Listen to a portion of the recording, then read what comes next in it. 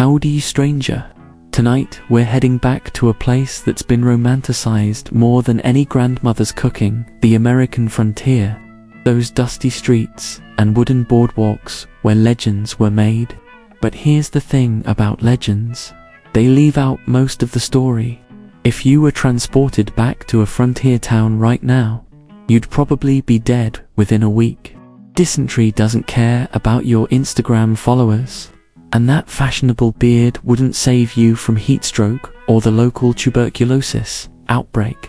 Then, before you get comfortable, take a second to like the video and subscribe, but only if you really enjoy what I do here. And while you're settling in, drop a comment telling me where you're watching from and what time it is there. I'm always curious about who's listening while the rest of their world sleeps.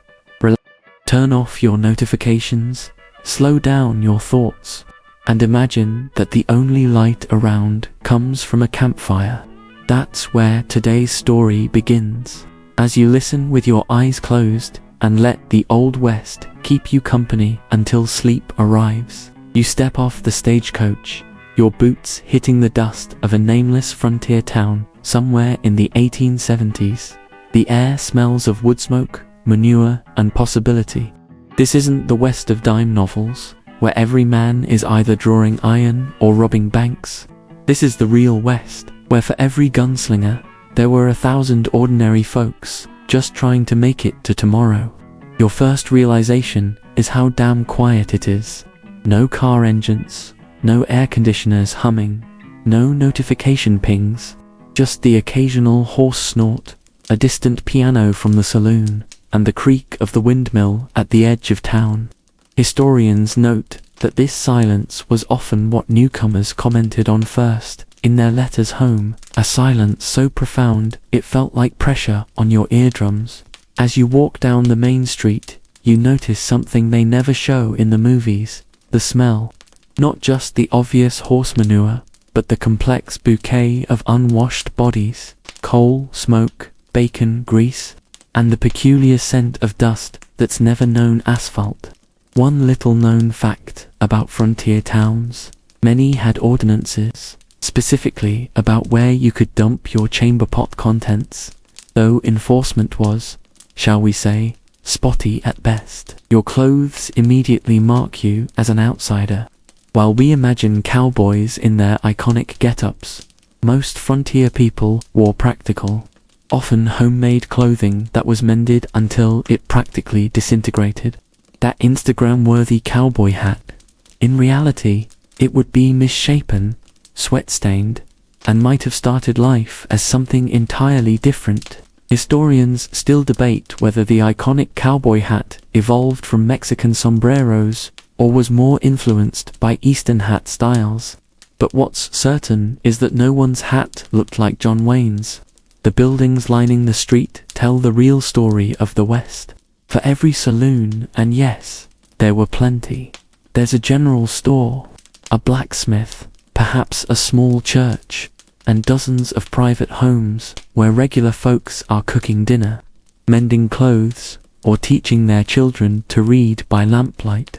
These buildings aren't the elaborate, false-fronted structures of Hollywood westerns. They're practical, often crude, and built with whatever materials were available. You see a woman hanging laundry while supervising 3 children. She's not a brothel madam or a gunslinger's lover. She's the majority of Western women. Her hands are cracked from lye soap, her face weathered from sun and wind. She might outlive several husbands and half her children, yet history books barely acknowledge women like her existed. Despite this, studies show that women in frontier communities often wielded significant informal power through social networks and practical skills that kept communities functioning. As evening approaches, you realize another truth about frontier life: the tyranny of daylight. Without affordable artificial lighting, most people's days were dictated by the sun. Candles and lamp oil were expensive, so once darkness fell, your options were limited. No Netflix binge-watching here. You'd be lucky to have a family Bible to read by firelight. The saloon might seem tempting, But it wasn't just a place for whiskey and poker. For many frontier communities, saloons served as unofficial town halls, courtrooms, and social clubs. They were information exchanges where you might learn about job opportunities, incoming supply wagons, or dangers lurking on nearby trails. Kind of like frontier Reddit, but with more tuberculosis and less cat videos. You notice a man with a badge pinned to his vest, walking purposefully down the street. The town sheriff, you assume, but unlike the movies, he's not a square-jawed hero with lightning-fast reflexes. He's a middle-aged former farmer with a paunch and arthritis in his gun hand. Law enforcement in frontier towns was often a part-time job taken by ordinary citizens, many of whom had no formal training. In fact, some historical records show town councils specifically avoided hiring men with reputations as gunslingers, preferring instead reliable citizens who wouldn't escalate situations to violence. As night falls completely, you realize something else movies get wrong. Frontier towns went to bed early. By 9 p.m., most legitimate businesses are closed, most families are home, and the only lights still burning are in the saloon and perhaps the doctor's office if someone's having a baby or dying. There's no electricity, remember. Every light means someone's burning expensive fuel or candles. You find a room at the local boarding house, another critical frontier institution rarely glamorized in Western tales, run typically by widows or unmarried women. These establishments provided clean beds, hot meals, and a touch of civilization for travelers and single men. Your room is small, the mattress stuffed with corn husks or straw, and you'll likely share it with at least one stranger. Privacy was a luxury few could afford on the frontier. As you drift off to sleep on that lumpy mattress, the sounds of the saloon piano growing distant, you understand something fundamental. The West wasn't one with six-shooters and showdowns at high noon. It was conquered through the stubborn persistence of ordinary people who planted gardens, built schools, delivered babies, and created communities in hostile territory. Their stories didn't make the dime novels, but they're the real foundation of everything that came after. You wake at dawn, not by choice, but because that's when the town wakes. The boarding house owner's footsteps creak on the wooden floors, the smell of coffee and frying bacon drifting under your door. This isn't vacation optional waking up. This is frontier reality. When the sun's up, work begins, whether you're ready or not. As you step outside, you notice people already bustling about, the invisible hands that keep this town functioning. While dime novels focus on the sheriff and the outlaw, it's these ordinary folks who truly build the West. A young boy is sweeping the boardwalk in front of the general store. Two men are repairing a broken wagon wheel.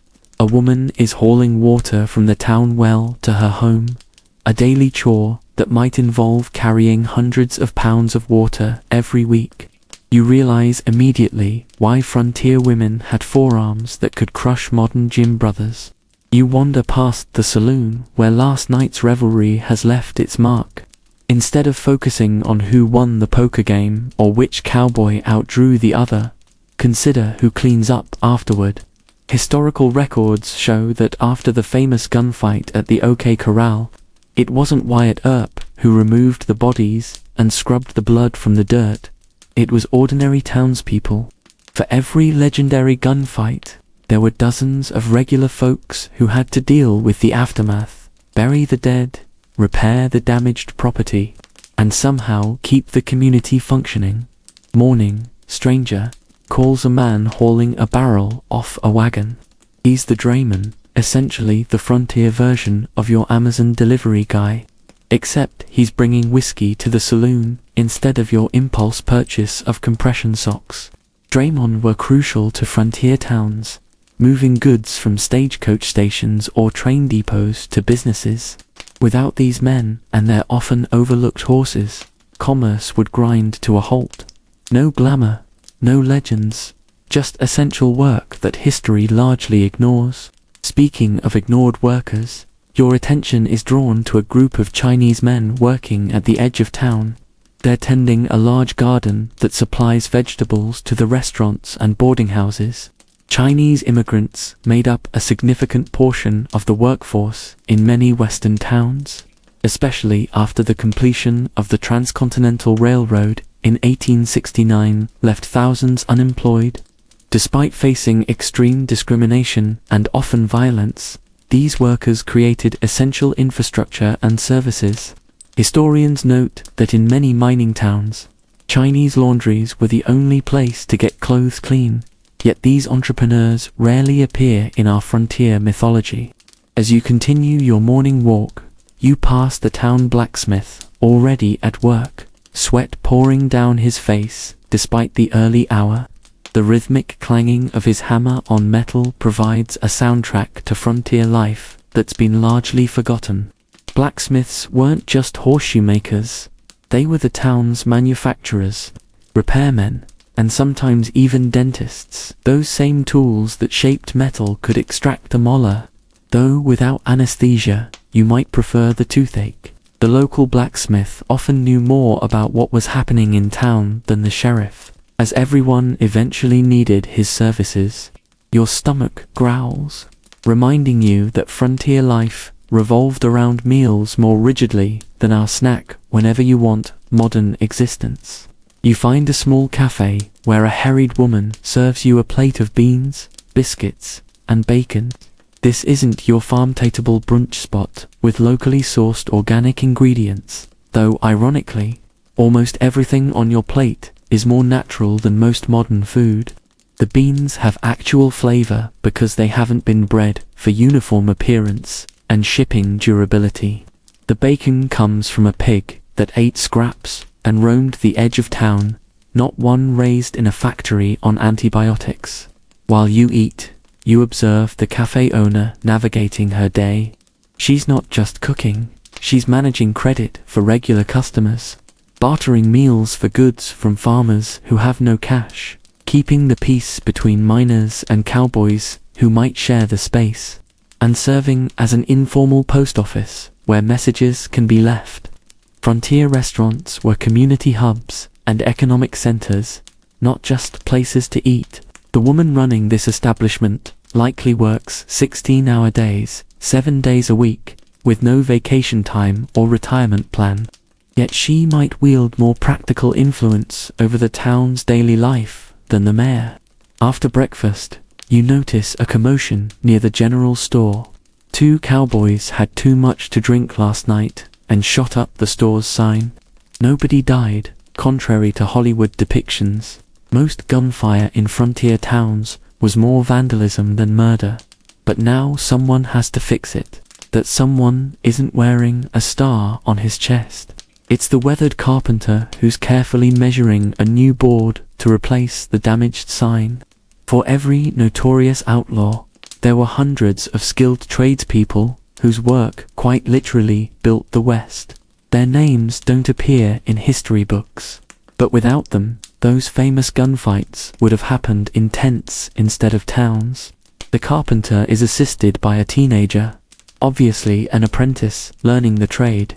This was how most frontier education actually happened, not in schoolhouses, though those existed too, but through practical apprenticeships where young people learned the skills they would need to survive. The relationship between master and apprentice was often closer than father and son, with trades and knowledge passed down through generations. Some frontier apprenticeship contracts still exist, and historians note they often included provisions, not just for teaching the trade, but also for moral education, and sometimes even basic literacy. By midday, you've witnessed dozens of essential tasks performed by people who would never make it into a Western movie. The seamstress mending clothes that can't be replaced by a quick trip to the mall. The cooper making barrels without which food and supplies couldn't be stored or transported. The women doing laundry by hand in steaming tubs of water they hauled themselves, using lye soap they likely made themselves too. Frontier laundry, by the way, was so physically demanding that it could burn upwards of 2,000 calories per session, the 19th century equivalent of running a half marathon, but less fun and with worse shoes. You pass by the town's well, where a group of women have gathered. While collecting water is essential work, this gathering serves another crucial function: information exchange. In a world without social media or telephones, these informal gatherings were how news traveled, how community standards were enforced, and how mutual aid was organized. If someone was sick, arrangements would be made to care for their children. If a new widow needed help harvesting crops, work parties would be arranged. This wasn't charity, it was survival. The West wasn't won by rugged individualists. It was conquered by communities of interdependent people who understood that tomorrow it might be their barn that burned down, or their spouse in need of care. As afternoon wears on, you notice the undertaker's assistant digging a fresh grave. Death was a constant companion on the frontier, with accident rates and disease mortality that would horrify modern Americans. What's remarkable isn't how many people died, but how the living carried on. For every legendary gunslinger who died with his boots on, hundreds of frontier folks died from diphtheria, childbirth complications, infected cuts, or accidents with tools and animals. Their graves might be marked with wooden crosses long since rotted away, their stories untold except in fading family memories. You realize as the sun begins to set that these invisible hands, these ordinary people doing mundane but essential work, are the true heroes of the frontier. Without them, the West would just be a collection of armed men shooting at each other until no one was left standing. Instead, it became the foundation for communities that still exist today. Built one nail, one stitch, one harvest, one lesson at a time, by people whose names we've forgotten, but whose legacy surrounds us. You wake on Sunday morning to the unusual sound of a bell ringing. For a moment, you forget where you are, not in your memory foam bed with your smartphone alarm, but on a corn husk mattress in 1870-something. The bell is calling the town to church, and as you peer out your window, you see people emerging from homes and businesses dressed in their Sunday best. This phrase, Sunday best, had literal meaning on the frontier. Most people owned exactly 2 sets of clothes, everyday work clothes that saw constant wear and repair, and one good outfit saved exclusively for church and special occasions. You notice how women who yesterday were in practical, often stained work dresses now wear carefully preserved garments with small touches of lace or ribbon. Men who worked in fields and shops now sport clean shirts with perhaps their only tie. One fascinating detail historians have documented: many frontier families owned a single pair of good shoes that would be worn by different family members in rotation to church services. As you join the procession toward the small white church, you realize you're witnessing one of the most powerful forces in frontier society, more influential than any sheriff's gun or outlaw's threat. Religion wasn't just spiritual practice, it was the social glue binding communities together. Church wasn't something you attended for an hour on Sunday, it was the center of community life, education, welfare, and often politics. "Beautiful morning," says an older woman walking beside you. "You're new in town." Her assessment isn't just friendly, it's part of the frontier's social accounting system. Everyone kept mental ledgers of who belonged, who was passing through, and who might need incorporating into community networks. This woman has already categorized you, assessed potential connections, and is preparing to make introductions. Social intelligence was survival intelligence on the frontier. Inside the church, you're struck by its plainness compared to grand Eastern establishments. The pews are hand-hewn, the windows small and sometimes without glass. A pot-bellied stove provides heat in winter, though in summer, the building becomes stifling. What catches your attention more than the building, though, is the congregation. Everyone is here, from the saloon owner to the Chinese gardener, though he sits in the back row, from the town prostitute discreetly positioned near the door to the banker's family in the front pew. This inclusivity might seem surprising given what we know about 19th century prejudices, but frontier realities often overrode Eastern social norms. When your town has 60 adults total, and everyone's survival depends on cooperation, exclusion becomes an unaffordable luxury. Historians have documented how frontier churches frequently served populations that would have been segregated or excluded in more established communities. This isn't to suggest frontier towns were free from racism or classism, far from it, but practical necessity often created spaces of reluctant integration. The service begins, and you notice the preacher doesn't just deliver a sermon. He makes announcements about community needs, who's ill and requires assistance, which widow needs help with her fields, when the next town meeting will address irrigation issues. In many frontier communities, the preacher served as de facto mayor, social worker, news distributor, and community organizer. Circuit-riding preachers who traveled between settlements brought not just spiritual guidance, but news, mail, medicines, and connections to the outside world. One little-known fact: many frontier churches doubled as schoolhouses during the week. That Bible on the pulpit might be the only complete book in a community where literacy was valued but reading material was scarce. Religious texts weren't just for spiritual guidance, they were often the primary literacy tools for frontier education. After the service comes what might be the most important part of Sunday, the social hour.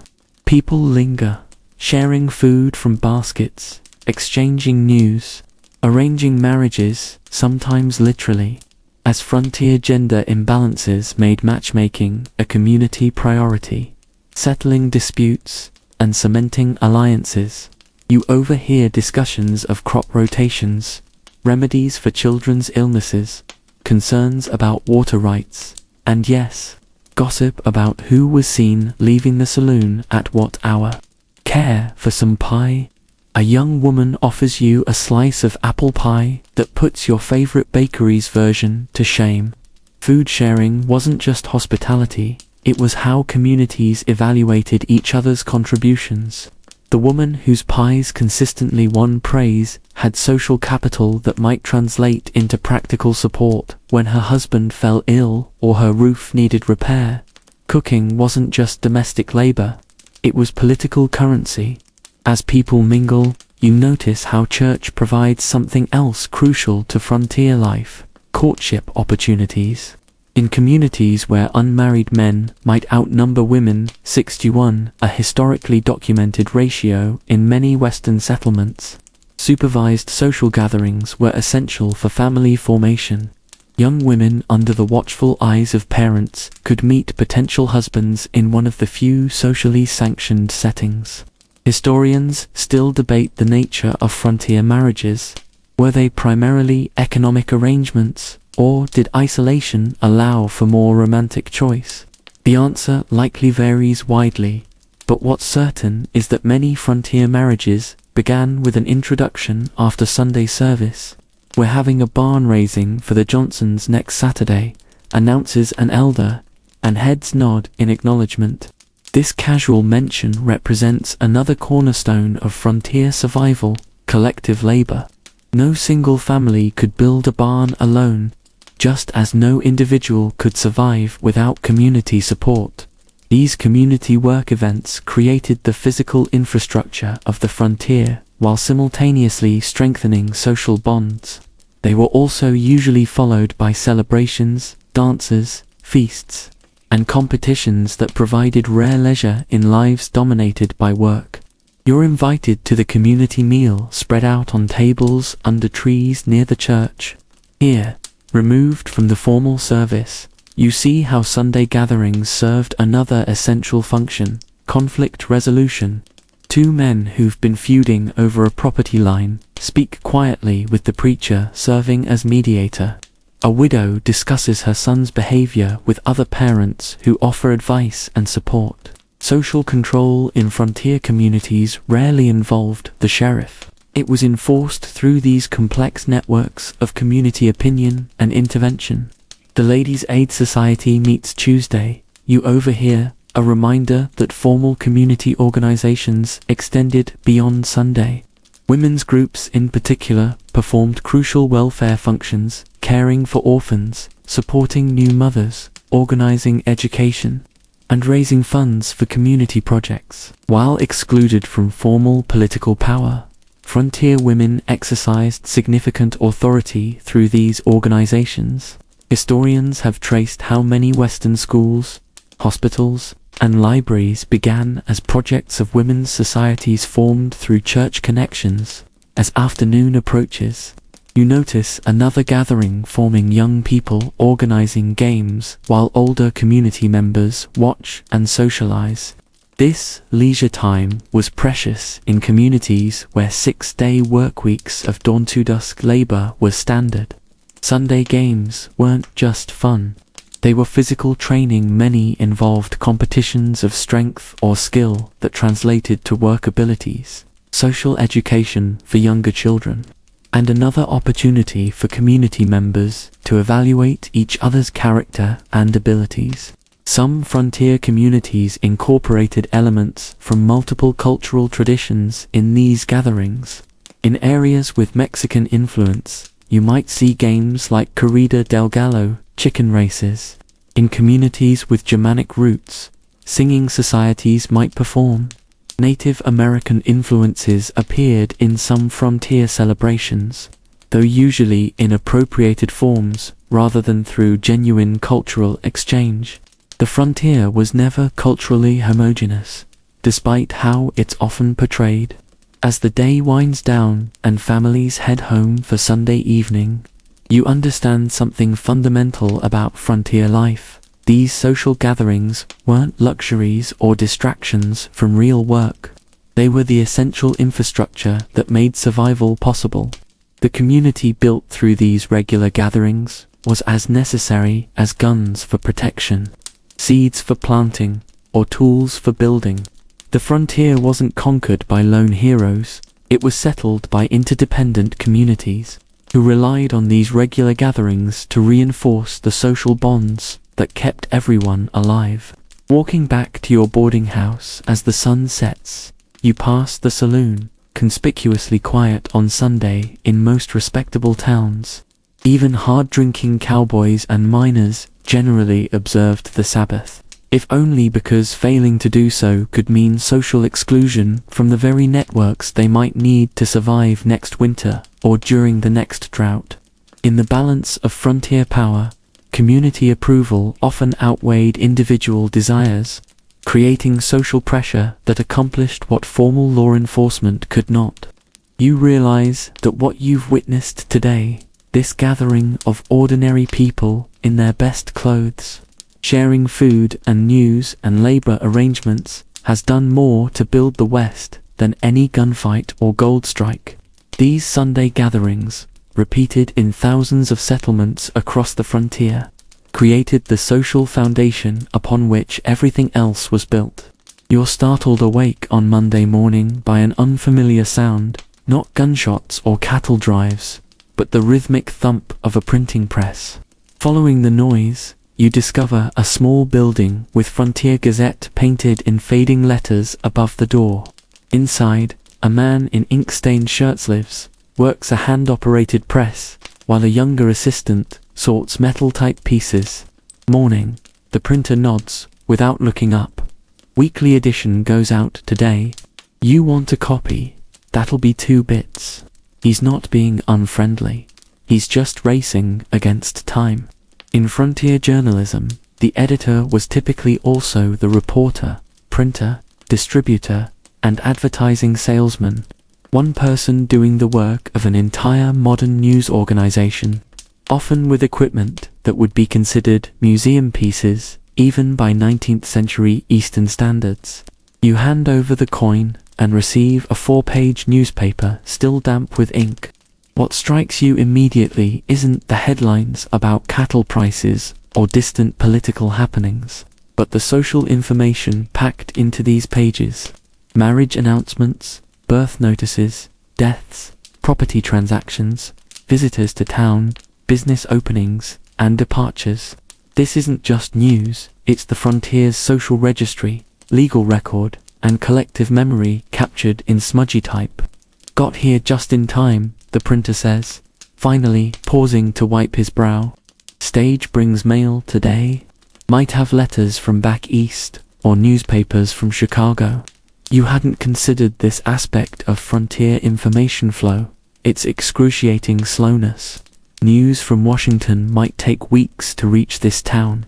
A letter from family back east could travel for a month. This isolation shaped frontier communities profoundly, forcing self-reliance while simultaneously creating desperate hunger for outside information. Historical records show that frontier newspapers were often read to tatters as they passed from hand to hand. A single copy might be read by dozens of people, with literate community members reading aloud to those who couldn't read. Newspapers from larger cities were particularly prized, with mentholed-fashion news and political developments devoured as eagerly as breaking stories. One fascinating historical detail: some frontier saloons subscribed to Eastern newspapers as a business investment, knowing that access to news would draw customers who would buy drinks while reading or listening. As the printer bundles papers for distribution, you notice something else: a shelf of books behind the press. Lending library, he explains, following your gaze. 25 cents a month gets you borrowing privileges. Not much selection, but it's something. In frontier communities starved for reading material, newspaper editors often doubled as librarians, maintaining small collections of books that circulated through the community. These humble shelves represented intellectual lifelines in places where a single book might be the only entertainment available during long winter evenings. While you browse the small collection, a bell rings at the town's schoolhouse. Children of various ages filter in, carrying slates and readers.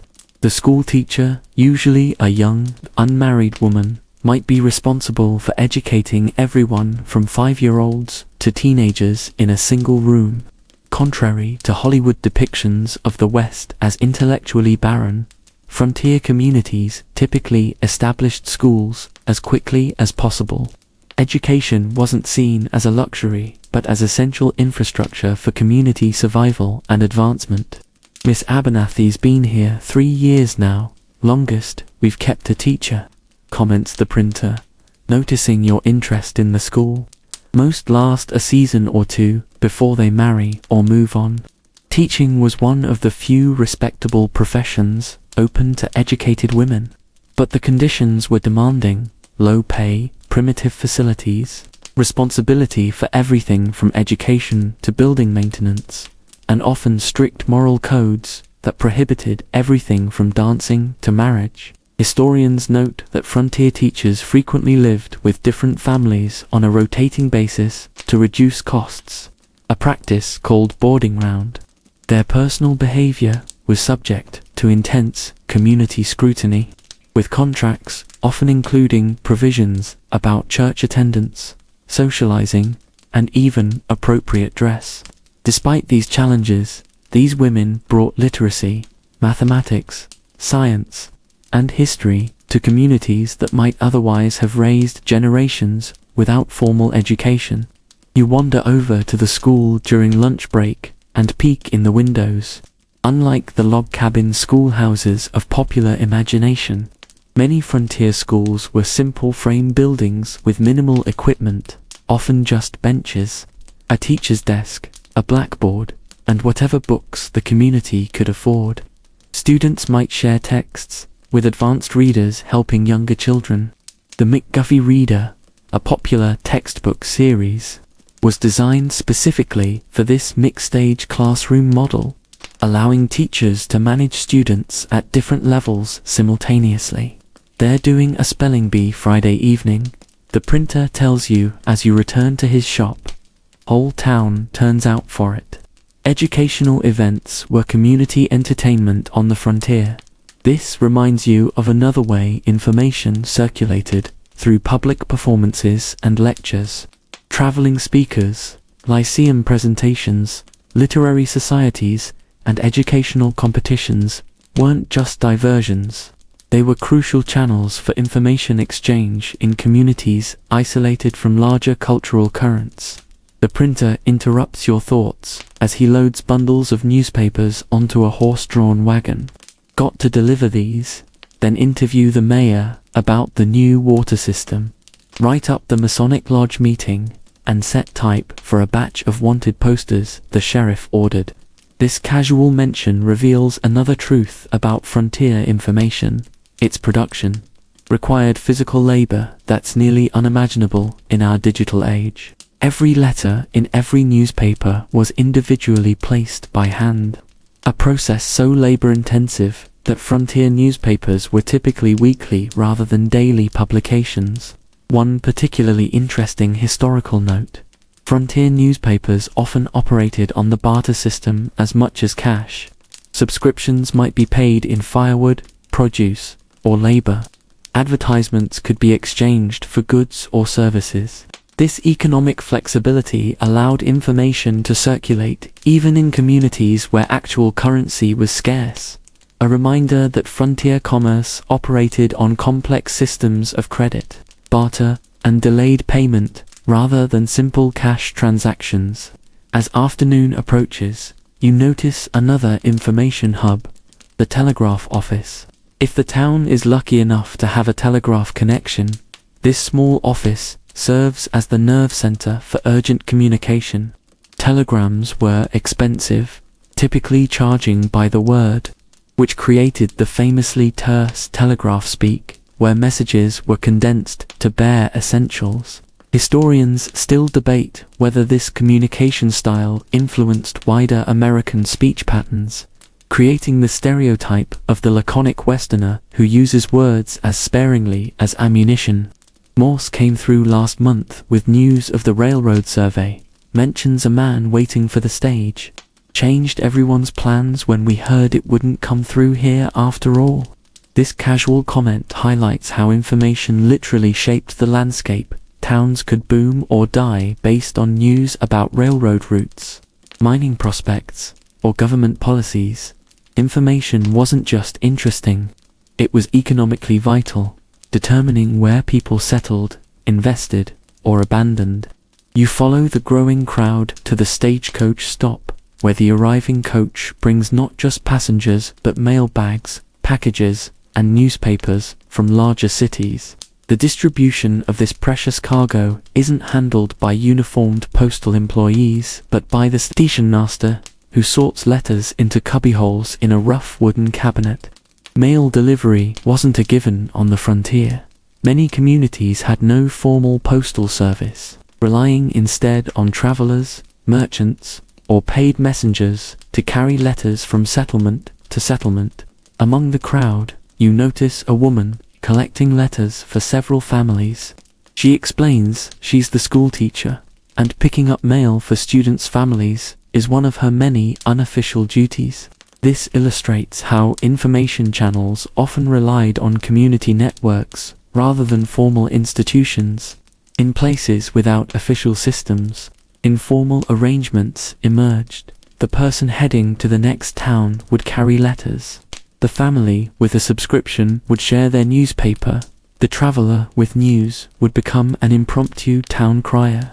As evening falls, you find yourself back at the newspaper office, where the printer works by lamplight, setting tomorrow's type.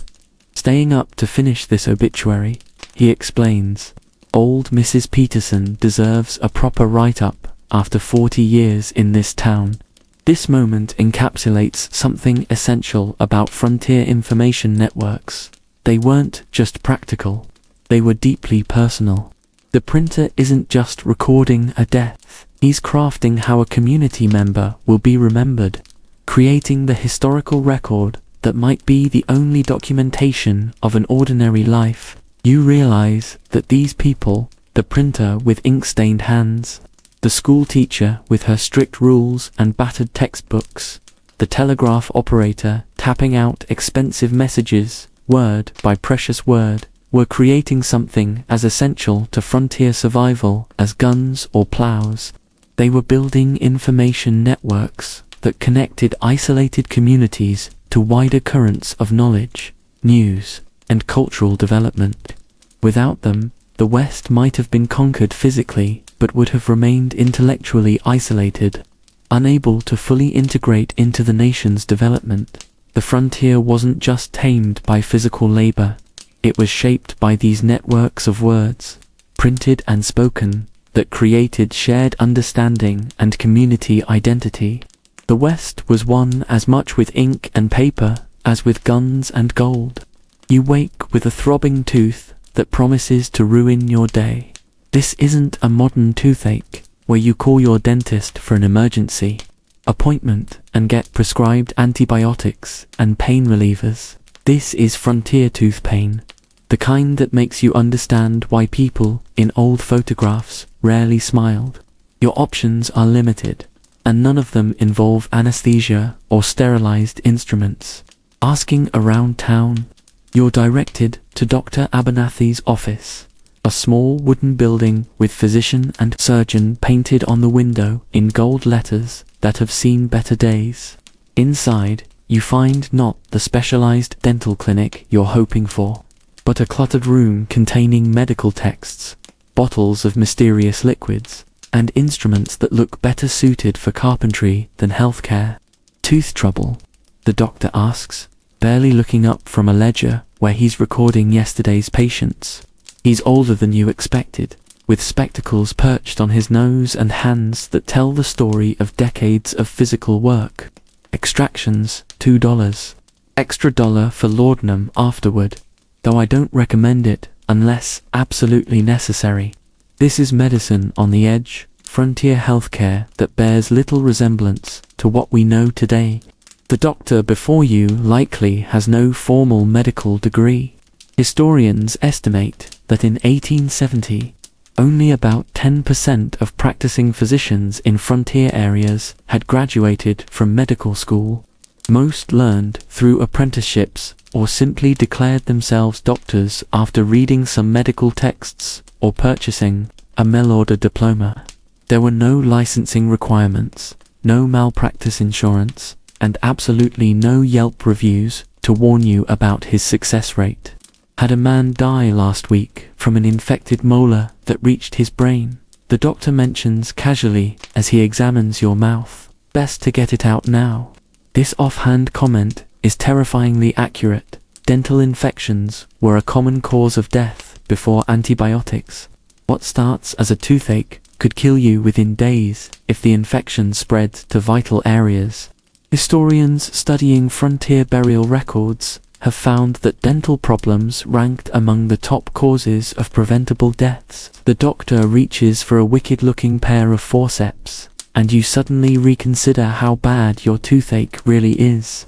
This encapsulates the frontier medical experience. Treatments were often so frightening and painful that patients avoided seeking help until conditions became life-threatening. Without effective anesthesia beyond alcohol, whiskey, or opium derivatives, even routine procedures were excruciating ordeals that patients approached with justifiable terror. Hold still now, the doctor instructs, offering you a shot of whiskey before proceeding. The extraction is every bit as painful as you feared. A reminder that physical suffering was simply an expected part of frontier life. Modern Americans might take a sick day for a headache. Frontier folks routinely worked through injuries and illnesses that would send us straight to the emergency room. One fascinating historical detail: frontier doctors often kept detailed journals of their cases, creating invaluable records of everyday medical challenges. These journals reveal that many practiced a form of sliding-scale healthcare economics, charging wealthy patients more to subsidize care for those who couldn't pay in cash. A wealthy rancher might be billed in dollars, while a poor farmer might pay with chickens or firewood. This pragmatic approach ensured the doctor could eat while still providing essential services to everyone in the community. With your tooth extracted and a wad of cotton stemming the bleeding, you wobble out onto the street, passing a colorfully painted wagon where a man in a flashy vest is setting up shop. "Ladies and gentlemen," he announces to the gathering crowd, "Professor Willoughby's miraculous elixir of life cures rheumatism, consumption, female complaints, and melancholy. Only $1 per bottle." You're witnessing another aspect of frontier medicine, the traveling snake oil salesman. While easy to dismiss as pure charlatans, these medicine shows filled a real need in communities with limited healthcare access. Their products, though rarely containing anything medically effective and often including harmful ingredients like mercury or opium, gave people hope and sometimes temporary relief through alcohol content or placebo effects. "My grandmother swears by that stuff," comments a woman waiting to purchase the elixir. Says it's the only thing that helps her joints in winter. This illustrates another reality of frontier medicine, the blending of folk remedies, commercial patent medicines, and professional care. Most frontier families relied on home health care administered by women who maintained complex knowledge of herbal treatments passed down through generations. These domestic healers handled everything from childbirth to broken bones before or instead of calling the doctor. Historians have documented the extensive pharmacopoeia of frontier home remedies, many derived from Native American traditions or European folk medicine. Some were surprisingly effective. Willow bark tea, for instance, contains salicylic acid, the active ingredient in aspirin. Others were harmless but useless, like wearing a potato around your neck to prevent colds. And some were actively dangerous, like treating wounds with cobwebs or using arsenic-based complexion treatments. As you nurse your sore jaw, you notice a pregnant woman entering a small house where the midwife lives. Childbirth on the frontier wasn't the medicalized experience we know today, but a female-centered process, attended by midwives and female relatives. These midwives, usually older women with practical experience rather than formal training, delivered most frontier babies in home settings. Their knowledge combined traditional practices, superstitions, and practical techniques that had been refined through generations of trial and error. One particularly interesting historical fact: frontier midwives often kept detailed records of births that now serve as important genealogical and historical documents. These birth registers sometimes provide the only documentation of certain families' existence, especially for marginalized groups like immigrants or formerly enslaved people whose lives might otherwise leave no paper trail. "The doctor delivered my last baby," confides a woman, noticing your interest in the midwife's house. "Cost $10 and both me and the child nearly died." Going back to Mrs. Johnson this time. This comment highlights the tension between emerging professional medicine and traditional healing practices. While doctors increasingly claimed authority over childbirth in eastern cities, frontier women often preferred the experienced hands of midwives they knew and trusted. Speaking of trust, you overhear a heated argument between the doctor and the snake oil salesman, who have professional territory to dispute.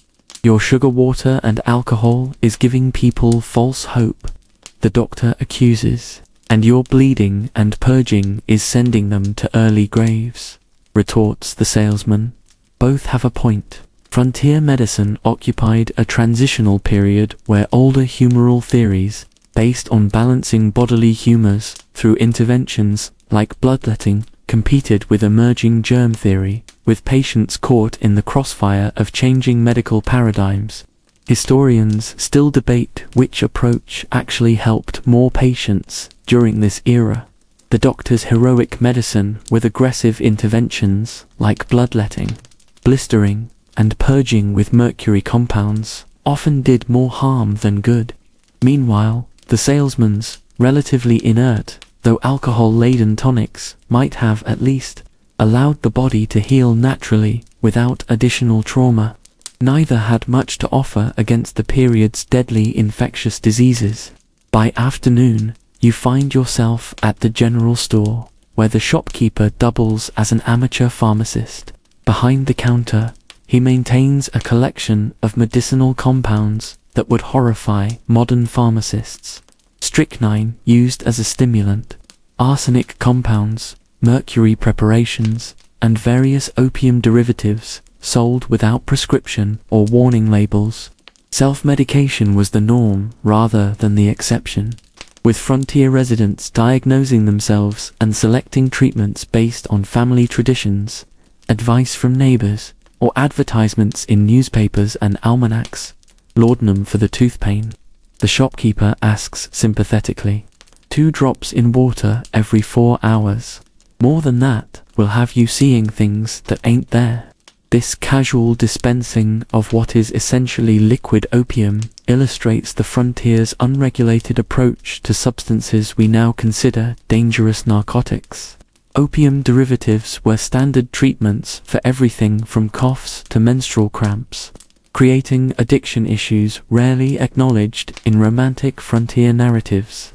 As evening approaches, you notice the doctor heading out of town on horseback, medical bag strapped to his saddle. Anderson's boy has the croup, someone explains. Doc will probably be there all night. This scene highlights another reality of frontier medicine. Its physical demands. Frontier doctors traveled constantly, riding hours through all weather conditions to reach isolated patients. Some covered territories spanning hundreds of square miles, arriving exhausted before beginning difficult medical work in primitive conditions. Back at your boarding house, your landlady offers you willow bark tea for the tooth pain and a poultice of her own making for the swelling. Been taking care of folks longer than that doctor's been alive, she says with quiet pride. Her comment reminds you that frontier healthcare wasn't just provided by those with official titles or storefronts.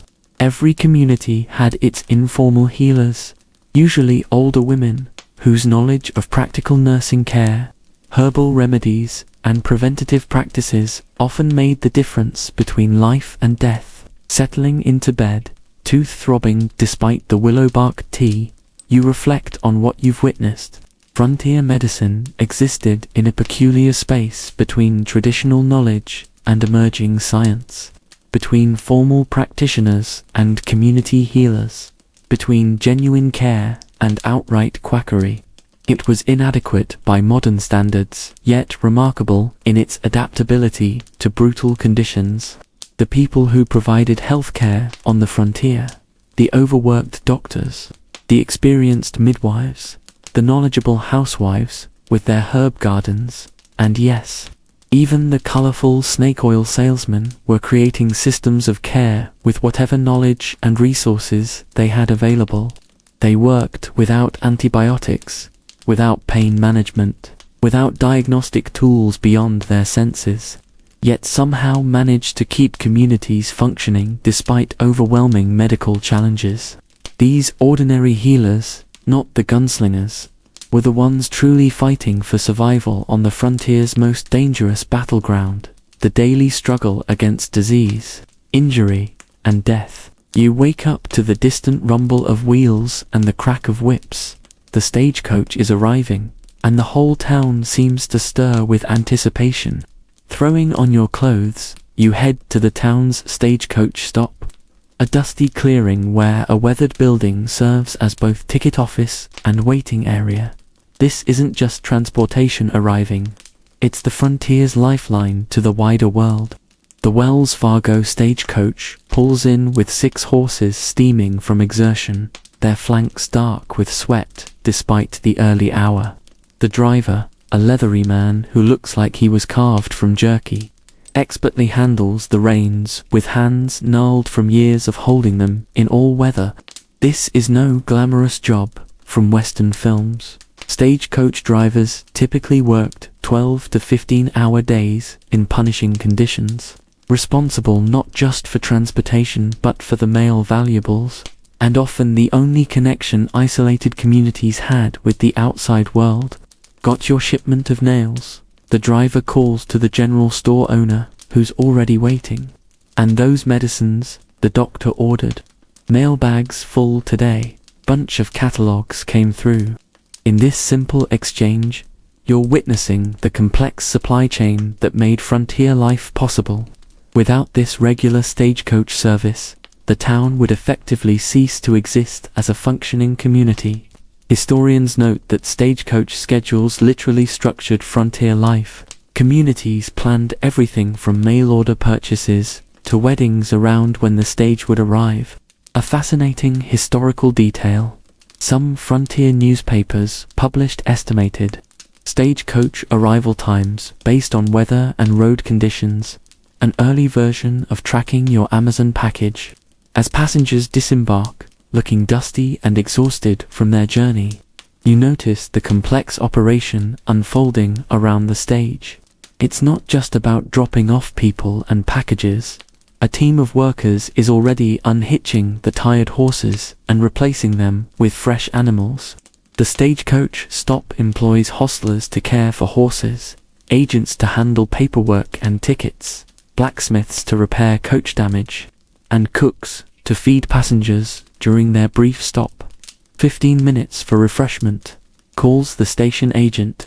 Stage departs on schedule. This station is part of a precisely coordinated network that stretched across thousands of miles of frontier territory.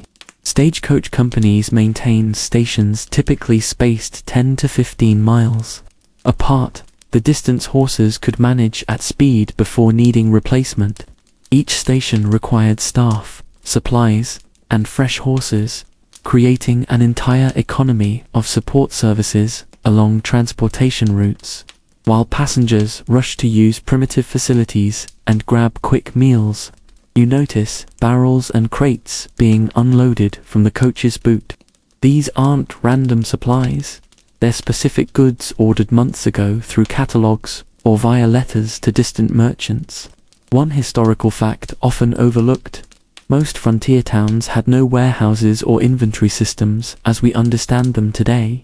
Merchants operated largely on special orders, with customers requesting specific items that would arrive weeks or months later. Been waiting 6 months for this plow blade, says a farmer, examining his delivery with satisfaction. Ordered it before spring planting, getting it for fall harvest. This casual comment reveals the extraordinary planning required for frontier commerce. Residents couldn't run to the store for immediate needs. They had to anticipate requirements months in advance and have contingency plans for when deliveries inevitably failed to arrive. The general store owner is carefully checking items against a dog-eared ledger. Thompson's shoes are here. Tell him he can pick them up. Still waiting on Mrs. Wilson's sewing machine parts. This man isn't just a shopkeeper. He's the crucial intermediary between local needs and distant suppliers. Frontier merchants typically operated on credit systems that required meticulous record-keeping and personal knowledge of each customer's reliability. They extended credit to those they trusted, essentially functioning as informal banks in communities without financial institutions. One particularly interesting historical detail: frontier general stores often served as procurement specialists, helping residents navigate the complex process of ordering from urban suppliers. Store owners would aggregate orders to meet minimum purchase requirements, translate local needs into appropriate product specifications, and handle the complicated logistics of payment and delivery. Their specialized knowledge of suppliers, products, and shipping options was as valuable as the physical goods they sold. As freight is unloaded, you notice something else. Alongside commercial goods are personal packages and letters, the emotional cargo that connected frontier residents to distant family and friends. A young woman clutches a small box that might contain a gift from parents she hasn't seen in years. An older man carefully opens a letter. likely news from children who moved further west. These connections were lifelines against the isolation that drove some frontier settlers to depression and even suicide. Stage is owned by the Butterfield Company, explains a bystander, noticing your interest. They got the mail contract for this territory.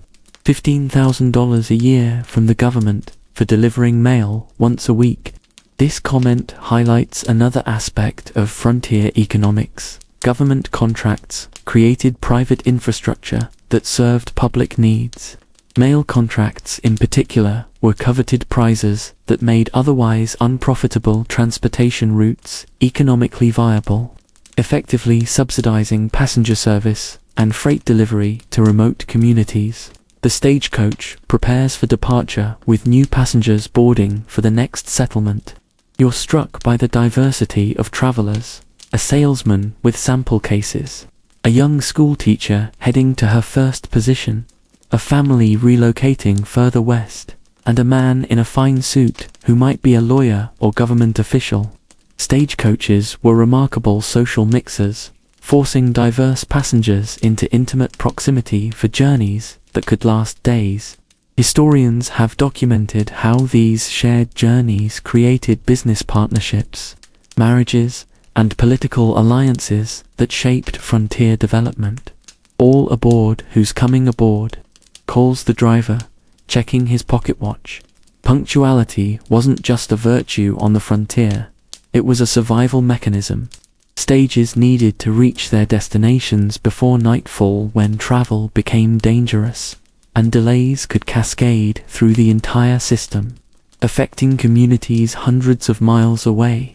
This precision required remarkable coordination in an era without instant communication, with each station and driver operating according to established schedules and protocols. As the stage departs in a cloud of dust, your attention turns to another economic hub, the freight wagon yard at the edge of town. Here, enormous wagons, with wheels taller than a man, are being loaded with local products bound for distant markets.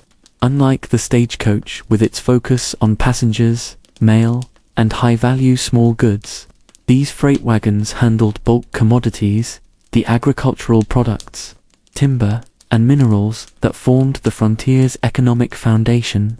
Those wagons will take 3 weeks to reach the railroad depot, explains a local. Then the goods go east by rail. This casual description masks the extraordinary logistics involved. Freight wagons typically traveled in trains of multiple vehicles, operated by specialized teamsters who navigated challenging terrain while managing teams of up to 20 oxen or mules. These freighting operations employed thousands of workers and required extensive infrastructure corrals, repair facilities, boarding houses, and supply caches along established routes. A particularly fascinating historical detail: freight companies developed complex logistics systems that would impress modern business school graduates. They calculated optimal loads based on road conditions and draft animal capabilities, established relay stations where drivers could exchange information about route hazards, and created insurance systems to manage the inevitable losses from accidents, weather, and occasional robberies. Charge is 15 cents per pound to the railroad, mentions the freight company agent to a rancher arranging shipment. We take the risk once it's on our wagons. This simple transaction represents frontier capitalism at its most essential, the transformation of local products into cash through complex transportation networks. Without these freighting operations, frontier communities would be limited to subsistence economies, unable to access wider markets for their products. As afternoon approaches, you notice another economic activity: the arrival of individual traders with pack horses loaded with goods. Unlike the scheduled services of stagecoaches or the volume focus of freight wagons, these independent traders brought specialty items to communities off the main transportation routes, often from marginalized groups, Mexican, Native American, or Chinese, these traders operated in the economic margins, connecting isolated homesteads and small settlements to the wider commercial world. "He brings the best tobacco," comments a local about a Mexican trader setting up his goods. "Comes through every few months." These informal commercial networks supplemented the more structured systems, creating resilience in frontier economies. When winter storms blocked main routes or native conflicts disrupted established patterns, these alternative supply chains often kept communities functioning. By evening, the day's commercial activities are winding down, but the impacts continue to ripple through the community. The general store stays open late as residents collect long-awaited orders. The saloon is busy with travelers, sharing news from distant places. The blacksmith works by lamplight repairing a freight wagon axle that must be ready for tomorrow's departure. You realize that what you've witnessed isn't just commerce. It's the complex circulatory system that kept frontier communities alive. The stagecoaches, freight wagons, independent traders, and local merchants weren't just business operations. They were creating the connections that transformed isolated settlements into functioning communities integrated with wider economic networks.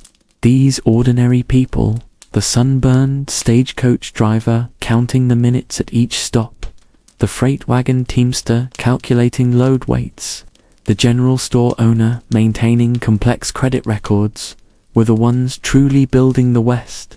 Without their reliable systems moving goods, information, and people across vast distances, the frontier would have remained just that, a disconnected edge, rather than the foundation for new communities and economies. The West wasn't won by gunfights and gold strikes. It was conquered through the patient creation of these economic networks that connected isolated outposts to each other and to the wider world. One stagecoach run, one freight delivery at a time. You wake to the sound of splashing water and the scrape of washboards outside your boarding house window. The sky is barely light, but several women are already hard at work in the yard, surrounded by steaming tubs and piles of laundry. This isn't a quaint scene from a homemaking magazine. It's brutal physical labor that began before dawn and will continue until dusk. Laundry day, your landlady explains when you come downstairs. Town's bachelors bring their things here. 2 bits for a shirt, extra for mending.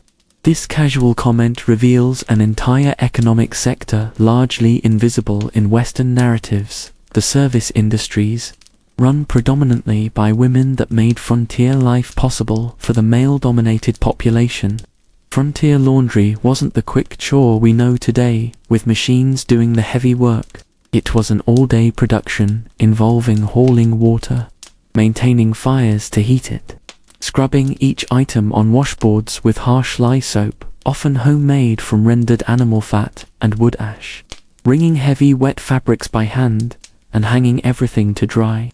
The physical toll was enormous. Historians estimate a typical laundry day could burn 3,000 calories and involve lifting several tons of water and wet clothing. Mrs. Wilkins does the miner's laundry, your landlady continues, nodding toward a particularly large operation where several women work together. Charges extra for the red dirt, extra again for blood. This matter-of-fact reference to blood-stained clothing is a reminder of frontier realities, the constant accidents, fights, and injuries that were simply part of daily life. Women's labor included not just cleaning but literally washing away the evidence of frontier violence and industrial hazards. You wander into town, passing the Chinese laundry where men work with techniques different from their American counterparts. Despite facing intense discrimination and often violence, Chinese immigrants created crucial service businesses in frontier towns, with laundries being among the most common. These establishments faced constant prejudice, yet their services were so essential that communities couldn't function without them. Historians have documented how even towns with explicit anti-Chinese policies made exceptions for laundry workers because no one else would or could do their work. One fascinating historical detail: frontier laundry businesses operated with sophisticated economic structures that would be recognizable to modern service industry workers. They had tiered pricing based on difficulty, rush charges for faster service, damage deposits for valuable items, and credit systems for regular customers. These women weren't just doing chores, they were operating complex, small businesses that required accounting, customer service, and quality control. Near the center of town, a different kind of women's enterprise catches your attention. A millinery shop with fashionable hats displayed in the window. Inside, the milliner carefully shapes a felt hat while chatting with customers who seem to be there as much for conversation as commerce. This space represents another frontier reality. Shops owned by women often doubled as social centers where information was exchanged, relationships maintained, and community standards negotiated.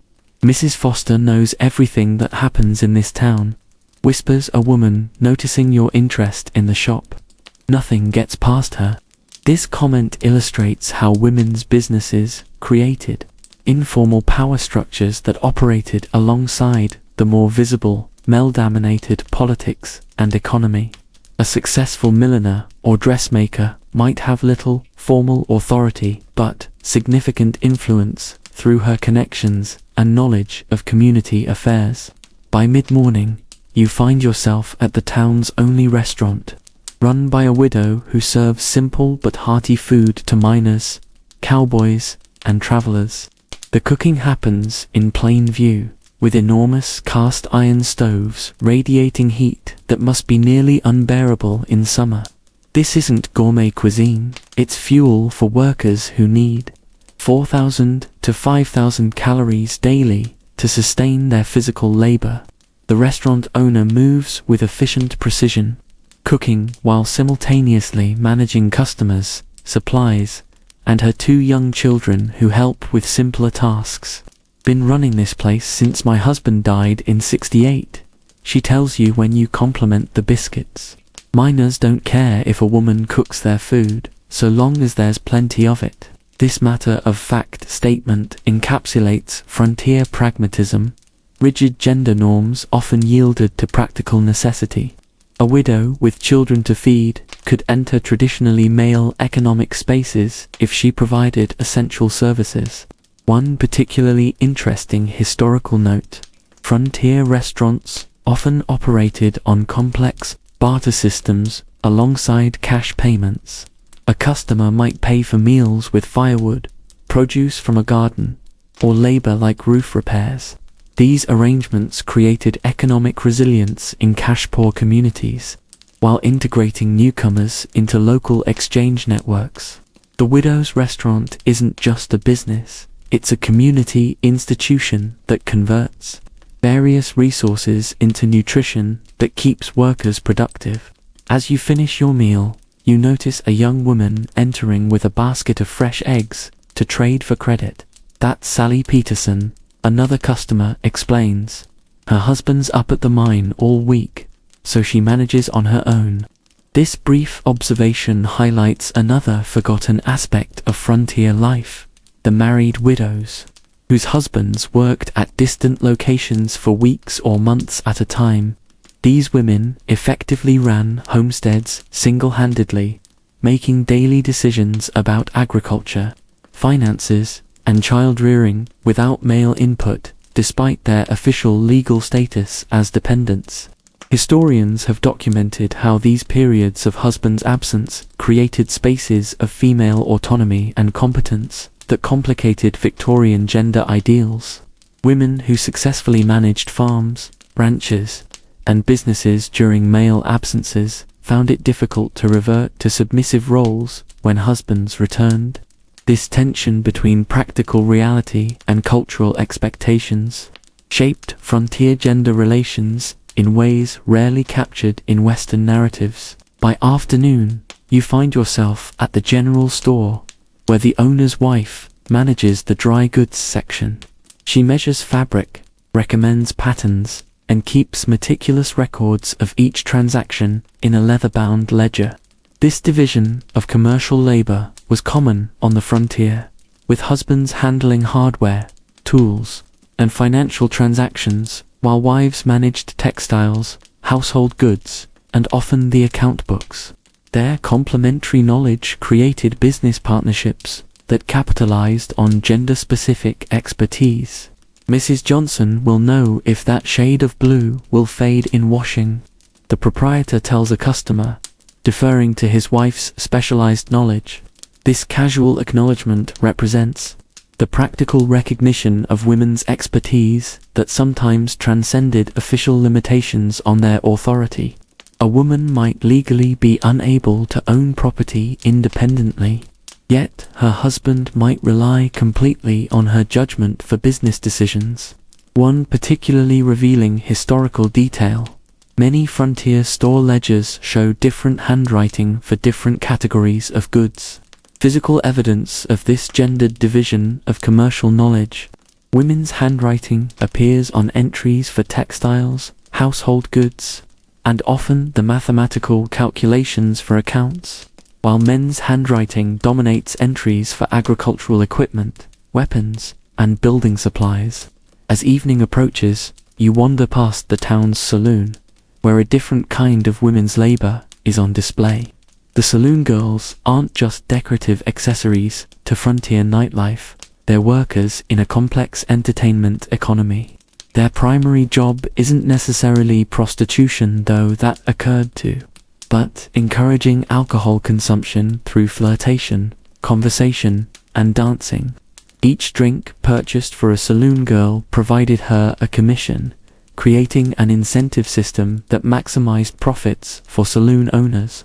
"Make more in a night than a laundress makes in a week," comments a woman, following your gaze toward the saloon.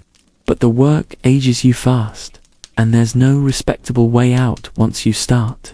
This blunt assessment captures the economic calculations that drove women's occupational choices on the frontier. In communities with severely limited options for female employment, the significant wage differential between respectable and disreputable work created painful dilemmas, especially for women without family support. Historians studying frontier prostitution have documented how these women created their own welfare systems in the absence of formal support. Hurdy-gurdy houses, frontier dance halls often had informal insurance arrangements, where workers contributed to funds that provided for colleagues during illness or pregnancy. These mutual aid networks represented creative adaptations to the extreme vulnerability of women in frontier economies. Back at your boarding house, the landlady is preparing the evening meal for her residents, another form of women's labor that converted raw ingredients into the sustenance that kept frontier communities functioning. Boarding houses themselves represent a distinctively frontier adaptation, creating quasi-familial structures for predominantly male populations while providing rare entrepreneurial opportunities for women. Your landlady isn't just cooking, she's maintaining social order through meal schedules, behavior standards, and the creation of domestic space in a largely undomesticated environment. 15 men at my table every night, she tells you, while kneading bread dough with practiced movements. Each one thinks his shirt should be washed first, and his steak cooked longest. Her wry comment captures the tension inherent in women's frontier labor. The expectation of nurturing care combined with the practical reality of commercial exchange. She isn't providing these services from maternal instinct. She's running a business that commodifies traditionally female domestic labor. As you retire to your room, passing the women still finishing the laundry in the yard, you realize that what you've witnessed today isn't peripheral to frontier development, but central to it. These women with their laundry tubs, cooking pots, account books, and specialized knowledge were creating the conditions that made Western settlement possible. Without their labor converting raw resources into usable forms, clean clothing, prepared food, organized supplies, and maintained social structures, the more visible, maldominated activities of mining, ranching, and town building could not have occurred. The West wasn't won by lone gunmen or rugged individualists. It was built through these interconnected systems of women's labor that created the fabric of community life, one washload, one meal, one ledger entry at a time. You wake to unfamiliar sounds, not the mechanical hum of refrigerators or air conditioners, but birdsong, distant livestock, and voices speaking in a language that isn't English. Following your curiosity, you discover a small encampment at the edge of town where several Native American families are setting up to trade with the townspeople. This isn't the hostile confrontation depicted in Western films, but something more complex, an economic and cultural exchange that happened thousands of times across the frontier, largely unrecorded in historical narratives. Paiutes come to trade every month or so, explains a local shopkeeper who's heading that way himself. Bring baskets, medicinal plants, information about water sources. Smart to get there early for the best selections. This casual comment reveals an aspect of frontier life almost entirely erased from popular imagination, the regular, peaceful interactions between settlers and native peoples that were far more common than violent conflicts. As you approach the trading area, you notice townspeople bringing items to exchange: cloth, metal tools, coffee, sugar. The native traders display intricately woven baskets, cured hides, dried meat, and bundles of plants. What strikes you immediately is that this isn't simply commerce, it's a knowledge exchange. A native woman explains, through gestures and broken English, how to prepare a particular root for treating fever. A settler demonstrates how his metal all works for a native man interested in the tool. One fascinating historical detail often overlooked: many frontier communities literally depended on native knowledge to survive. Indigenous expertise about local plants, water sources, weather patterns, and sustainable hunting practices was essential, particularly for newly arrived settlers unfamiliar with local environments.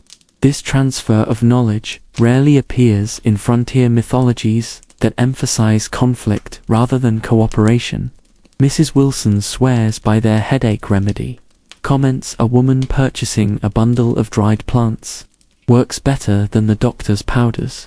This casual acknowledgement of native medicinal effectiveness represents a practical frontier approach that often transcended racial prejudices. While settlers might hold deeply racist views about native peoples, they simultaneously recognized the value of indigenous knowledge when it benefited them directly.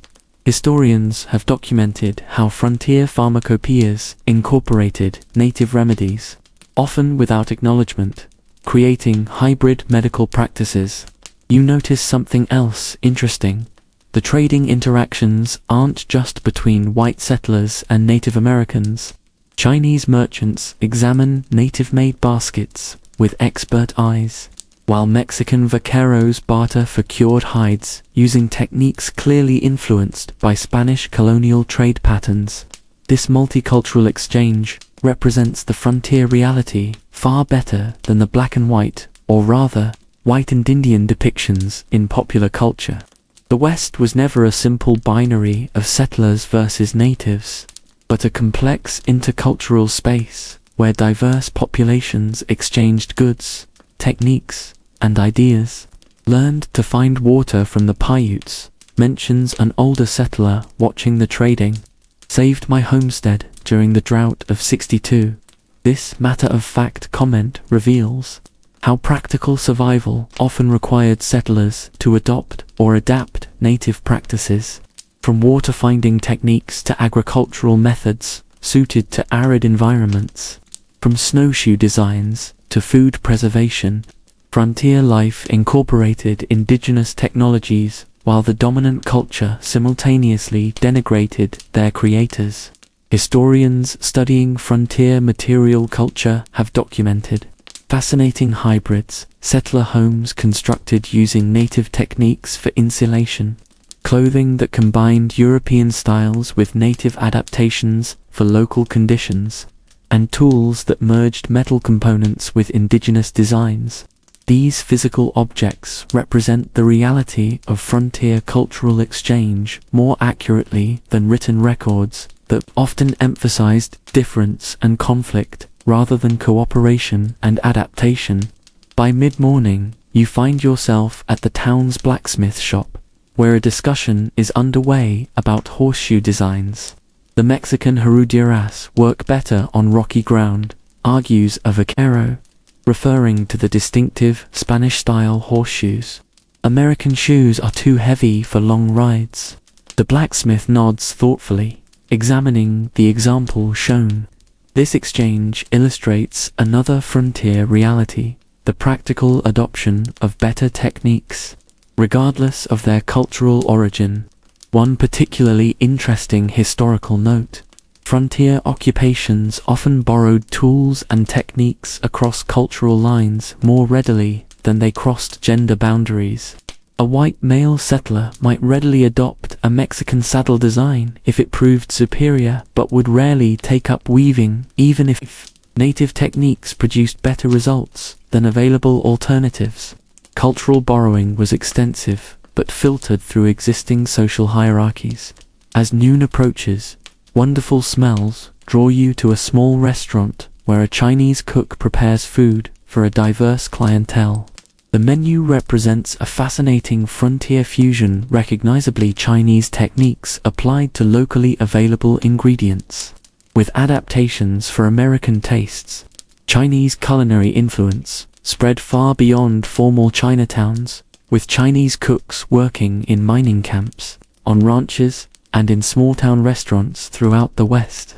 Best food in town, declares a weathered cowboy enjoying his meal. Wang knows how to make even prairie chicken taste good. This appreciation for Chinese cooking skill represents another contradiction of frontier life. Communities might support discriminatory laws against Chinese residents, while simultaneously relying on and appreciating their labor and expertise. The cook's skillful adaptation of Chinese culinary techniques to frontier conditions created value that transcended racial prejudice, at least within the limited context of the restaurant. Historians have documented how Chinese immigrants introduced irrigation techniques, intensive vegetable gardening methods, and efficient cooking approaches that became integral to Western development. These contributions were rarely acknowledged in official histories but are visible in the material record: irrigation ditches following Chinese designs, garden layouts utilizing Chinese intensive planting methods, and cooking implements that merged Chinese efficiency with American materials. By afternoon, you find yourself at the town's biggest construction project, a new hotel, being built using techniques from multiple traditions. The foundation uses Mexican adobe methods, the framing follows American lumber practices, and the roof incorporates native techniques for managing snowmelt. The construction crew itself is equally diverse. Anglo-American carpenters, working alongside Mexican masons and native laborers, learned adobe work in Santa Fe, explains the foreman. Better insulation than frame construction, cheaper too. This pragmatic adoption of techniques from other traditions characterized frontier building practices. Far from the standardized construction methods that would later dominate American development, frontier structures often represented creative adaptations of diverse building traditions to local conditions and available materials. A particularly fascinating historical detail: architectural historians can often track cultural exchanges by examining building joints, the specific ways different materials connect in structures. Frontier buildings frequently show distinctive joinery techniques borrowed from diverse traditions, physical evidence of knowledge transfer between cultural groups that may have left no written record of their interactions. As you continue exploring, you notice a rancher teaching his young son to use a lariat. the rope whirling technique essential for cattle management. Learned it from a Mexican vaquero back in '58. He explains to another observer, "Americans didn't know much about handling cattle before the Mexicans showed us." This casual acknowledgement reveals another historical truth, often minimized in Western mythology: the profound influence of Mexican ranching traditions on American cattle culture. From basic terminology, ranch, lariat, chaps, all derived from Spanish words, to animal handling techniques, to leatherworking methods, the iconic American cowboy was largely a cultural adaptation of the Mexican vaquero tradition. Historians note that many early cattle operations in Texas and California relied heavily on Mexican expertise, with vaqueros training American cowboys in essential skills that would later be claimed as indigenous to American frontier culture. By evening, you find yourself at a community dance, where the musical traditions are as mixed as the community itself. A fiddle player performs tunes that blend Scottish reels with Mexican rhythms, while the caller announces dance patterns that incorporate elements from multiple traditions. This musical hybridity represents frontier cultural exchange at its most joyful, creating shared social experiences that transcended linguistic and cultural differences. "That's a German schottisch with a Shoshone beat," comments an older resident, tapping his foot to the music. "Been dancing it that way here for 20 years. This casual fusion of European and Native American musical elements illustrates how frontier communities created distinctive local cultures that combined elements from multiple traditions. The isolation of frontier settlements often fostered cultural creativity, with communities adapting and combining available cultural resources rather than maintaining rigid boundaries. As you prepare for sleep, you reflect on what you've witnessed throughout the day. The frontier was never the culturally homogeneous space depicted in simplified Western narratives, but a complex zone of cultural exchange, where practical necessity often overcame prejudice. The borrowed tools from native water-finding techniques to Mexican ranching methods, from Chinese cooking approaches to German building crafts, created hybrid practices that were neither fully European nor indigenous, but distinctively American in their pragmatic combinations. The people creating these cultural fusions, the native traders sharing medicinal knowledge, the Mexican vaqueros teaching rope techniques, the Chinese cooks adapting recipes to local ingredients, were the true architects of frontier society. Without their willingness to share expertise across cultural boundaries, American settlement of the West would have been significantly more difficult, if not impossible.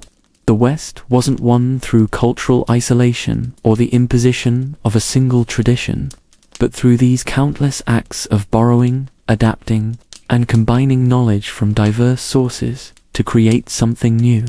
The distinctive regional cultures that would eventually characterize different parts of the American West. You're jolted awake by excited voices in the street.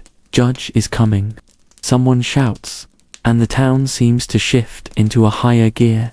This isn't the arrival of a local magistrate, it's the circuit judge, who travels between frontier communities, dispensing justice where permanent judicial systems don't exist. The traveling circuit represents one of the most distinctive and necessary adaptations of American legal traditions to frontier conditions. Court will be in session tomorrow, announces the town clerk, posting a notice outside the general store.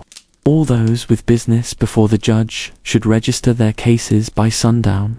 This simple announcement sets off a flurry of activity throughout town. Merchants retrieve records of unpaid debts, landowners gather documentation for property disputes, and the sheriff reviews his handful of prisoners to determine which cases are serious enough to bring before the judge. The circuit court wasn't just a legal institution, it was a major social event. Frontier communities might go months between judicial visits, creating backlogs of legal issues, from property disputes to criminal matters. When the judge arrived, often accompanied by attorneys, court clerks, and sometimes federal marshals. It transformed daily routines and created opportunities for commerce, socializing, and community decision-making. Henderson's finally going to settle that boundary dispute with Wilson, comments your landlady as she hurriedly prepares extra food for the influx of visitors. Been fighting over that stream access for 3 years. This casual observation highlights an important frontier reality.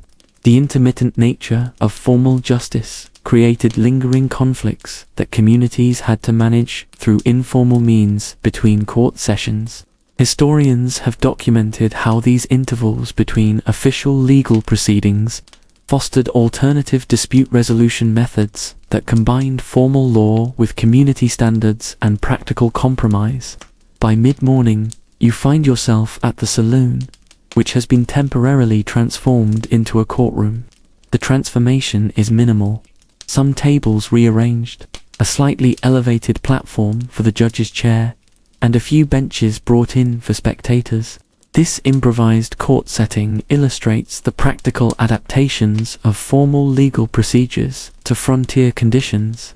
Where purpose-built courthouses were rare luxuries, the judge arrives, not the stern, black-robed figure of Eastern courtrooms, but a practical-looking man in a travel-worn suit who carries law books in saddlebags. Circuit judges were remarkable figures who combined legal expertise with extreme physical endurance. Traveling hundreds of miles between settlements on horseback or by stagecoach, they carried the authority of formal law into communities that might otherwise operate solely on local custom and power dynamics.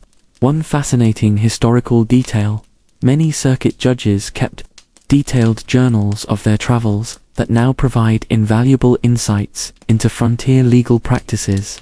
These accounts reveal how judges adapted formal procedures to local conditions, balancing the letter of the law with practical realities and community standards.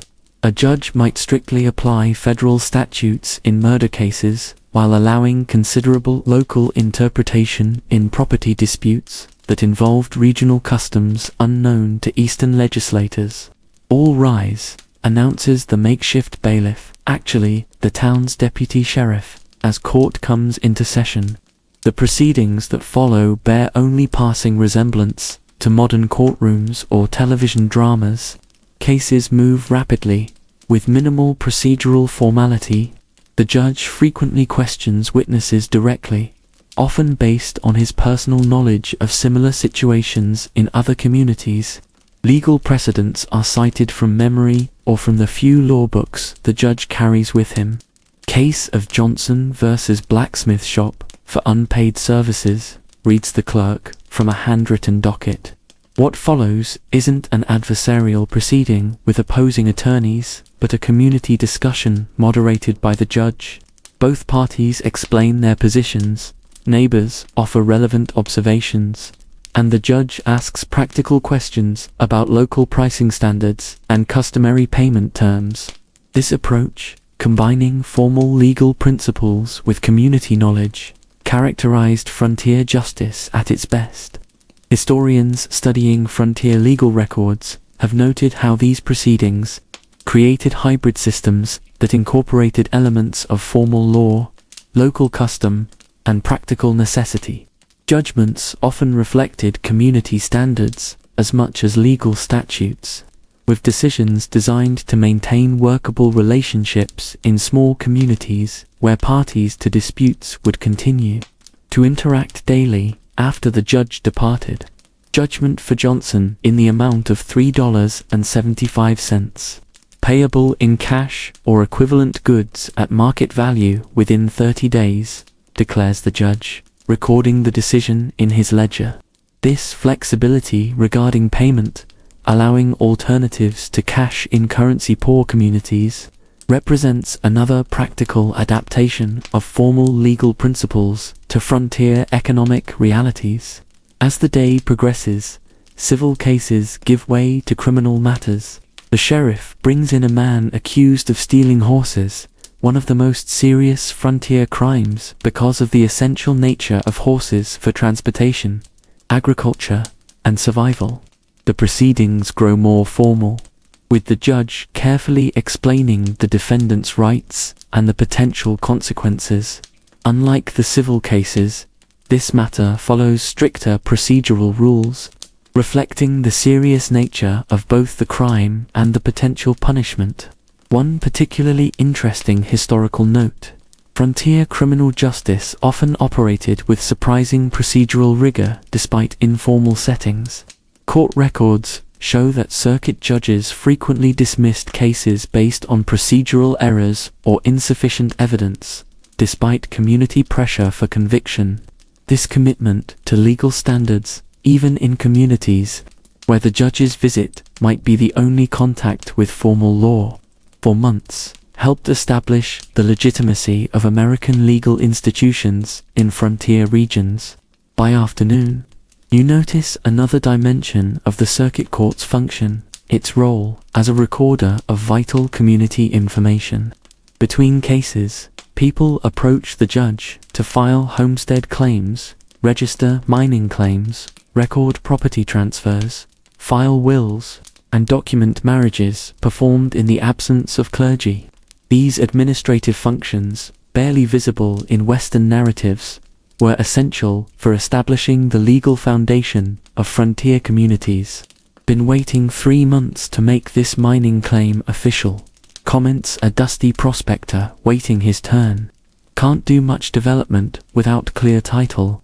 This casual remark highlights how the intermittent nature of frontier legal services created practical constraints on economic development.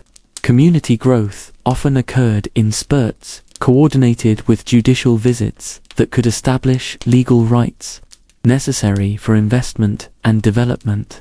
As court recesses for a late lunch, you overhear attorneys who traveled with the circuit discussing cases with local clients. These circuit-riding lawyers, like their judicial counterparts, covered enormous territories, providing legal services to communities too small to support permanent attorneys. Their practice required encyclopedic knowledge of various local conditions and the ability to quickly grasp community contexts that might influence case outcomes. Different judge ruled opposite way on a similar case over in Pioche. One lawyer explains to his client, "Depends partly on local water customs." This observation illustrates another frontier reality: the regional variations in legal interpretation that created a patchwork of practices rather than uniform application of law. Distance and communication limitations meant that judicial decisions in one community might be unknown to judges ruling on similar matters elsewhere, creating divergent legal standards that would only gradually converge as communication improved. By late afternoon, the court addresses matters that reveal the complex relationship between frontier communities and the federal government. Land disputes involving railroad grants, conflicts between miners and homesteaders over resource rights, and questions about Native American territorial boundaries all require the judge to interpret federal policies in local contexts. These cases demonstrate how circuit courts served as mediating institutions between distant government authority and local practices. A particularly revealing historical detail: circuit court records often show judges crafting compromise solutions that technically upheld federal law, while accommodating local realities unknown to distant legislators. These adaptive interpretations, neither strictly following the letter of the law nor completely deferring to local custom, created workable solutions that helped integrate frontier regions into national legal frameworks without provoking resistance to federal authority. As evening approaches, the court session concludes with matters that wouldn't appear on modern dockets: naturalizing new citizens, appointing guardians for orphaned children, authorizing the formation of school districts, and establishing road districts with taxing authority. These administrative functions reveal how circuit courts served as general governance institutions in communities, lacking specialized bureaucratic structures. "Courts adjourned until 9 tomorrow morning," announces the judge, and the community transitions to the social aspects of the judicial visit. A dinner is held honoring the judge, where community leaders discuss local developments and seek informal advice on matters that haven't reached formal legal proceedings. This social dimension of circuit justice was as important as its formal functions, creating opportunities for communities to connect with broader legal and governmental systems through personal relationships. As you prepare for sleep, you reflect on what you've witnessed. The traveling circuit, with its improvised courtrooms, practical adaptations of formal procedures, and integration of legal principles with community standards, represented frontier justice at its most distinctive. Neither the lawless environment of Western mythology nor the rigid formality of Eastern courtrooms. It was a pragmatic hybrid that helped establish legal foundations for frontier development. The people who maintained this system, the travel-weary judge with law books in saddlebags, the attorneys who argued cases in saloons turned courtrooms, the community members who served as witnesses and jurors, were creating American legal traditions adapted to frontier conditions. Without their willingness to balance formal principles with practical realities, the extension of American governance across the frontier would have been significantly more difficult and potentially more conflictual. The West wasn't won through gunfights at high noon, but through these methodical, often mundane proceedings that established rights, resolved conflicts, and created the legal infrastructure necessary for community development. You wake to the smell of something unfamiliar yet mouth-watering. Following your nose, you find yourself at the chuck wagon, where the camp cook is preparing breakfast for a group of cowboys.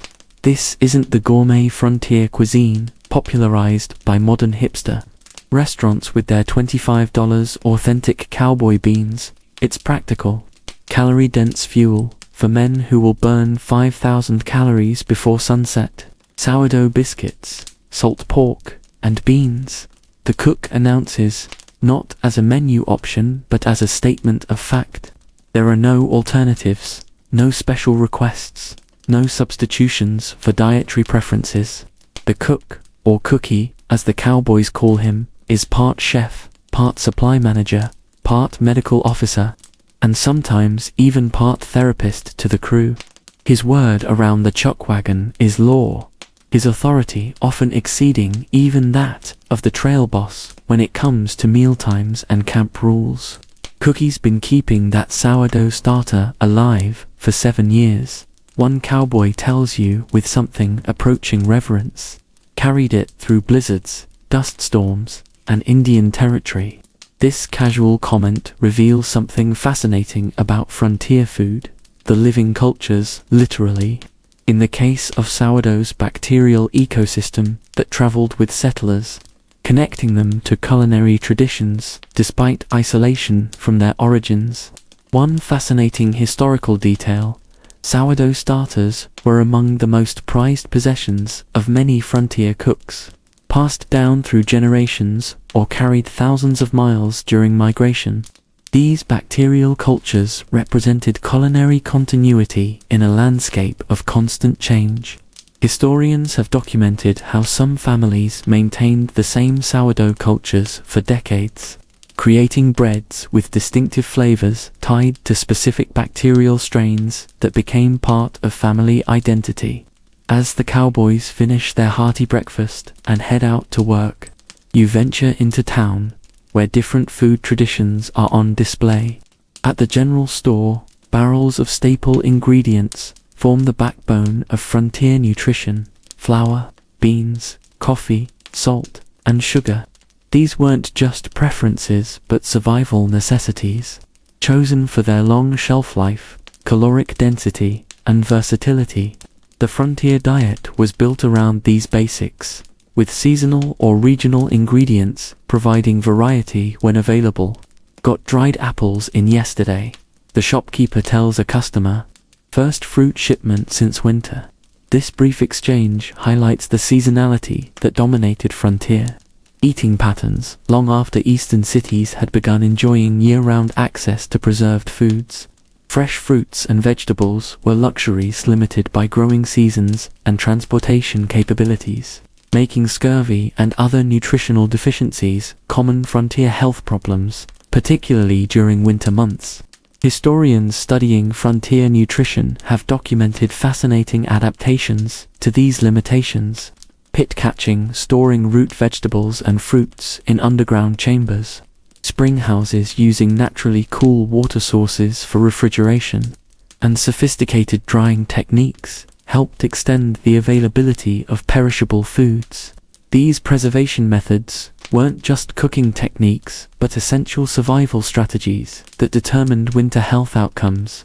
By mid-morning, you notice women from several households gathering at one home with baskets of ingredients and cooking implements. Pie Day, explains a passerby. They get together once a month to make all their pies at once, efficient with the fuel and labor. This cooperative cooking arrangement reveals another aspect of frontier food culture, the communal nature of major cooking tasks that required significant resources or specialized equipment. One particularly interesting historical note: frontier communities often shared specialized cooking equipment that individual households couldn't afford or justify. Community bread ovens, apple presses, sausage-making equipment, and butchering tools would rotate between households or be used collectively during seasonal food processing. These shared resources created interdependencies that strengthened community bonds while maximizing limited resources. As you watch the pie-making operation, you're struck by the precision and knowledge involved. Without written recipes, standardized measurements, or consistent ingredients, these women are creating remarkably uniform products through experience and adaptive techniques. One woman adds extra lard to her crust because the flour's too dry this month. Another adjusts flavoring because these dried apples are from last fall, so they're stronger. This adaptive cooking required deep knowledge of ingredients and processes that modern cooks with standardized products rarely develop. By noon, you find yourself at the town's small restaurant, where the daily offering is a simple stew that bears little resemblance to the elaborate frontier cuisine of modern upscale restaurants. The meat is tough, requiring long cooking to become edible. Vegetables are limited to whatever stored well or was recently harvested. Seasonings are minimal: salt, pepper, and perhaps some dried herbs. Yet the stew is remarkably satisfying, its flavor developed through slow cooking and the cook's understanding of how to maximize limited ingredients. Best rabbit stew in the territory, declares a regular customer, though you suspect it might be the only rabbit stew regularly available for 50 miles. This lack of competition didn't mean frontier cooks lacked pride or standards. Historical records show intense local debates about cooking techniques and fierce loyalty to regional variations in common dishes. The frontier wasn't a culinary wasteland, but a space where distinctive regional cuisines developed through adaptation to local conditions and available ingredients. Historians studying frontier foodways have documented fascinating regional variations that developed as settlers adapted traditional recipes to available ingredients. German immigrants in Texas incorporated Mexican chili peppers into traditional sausages.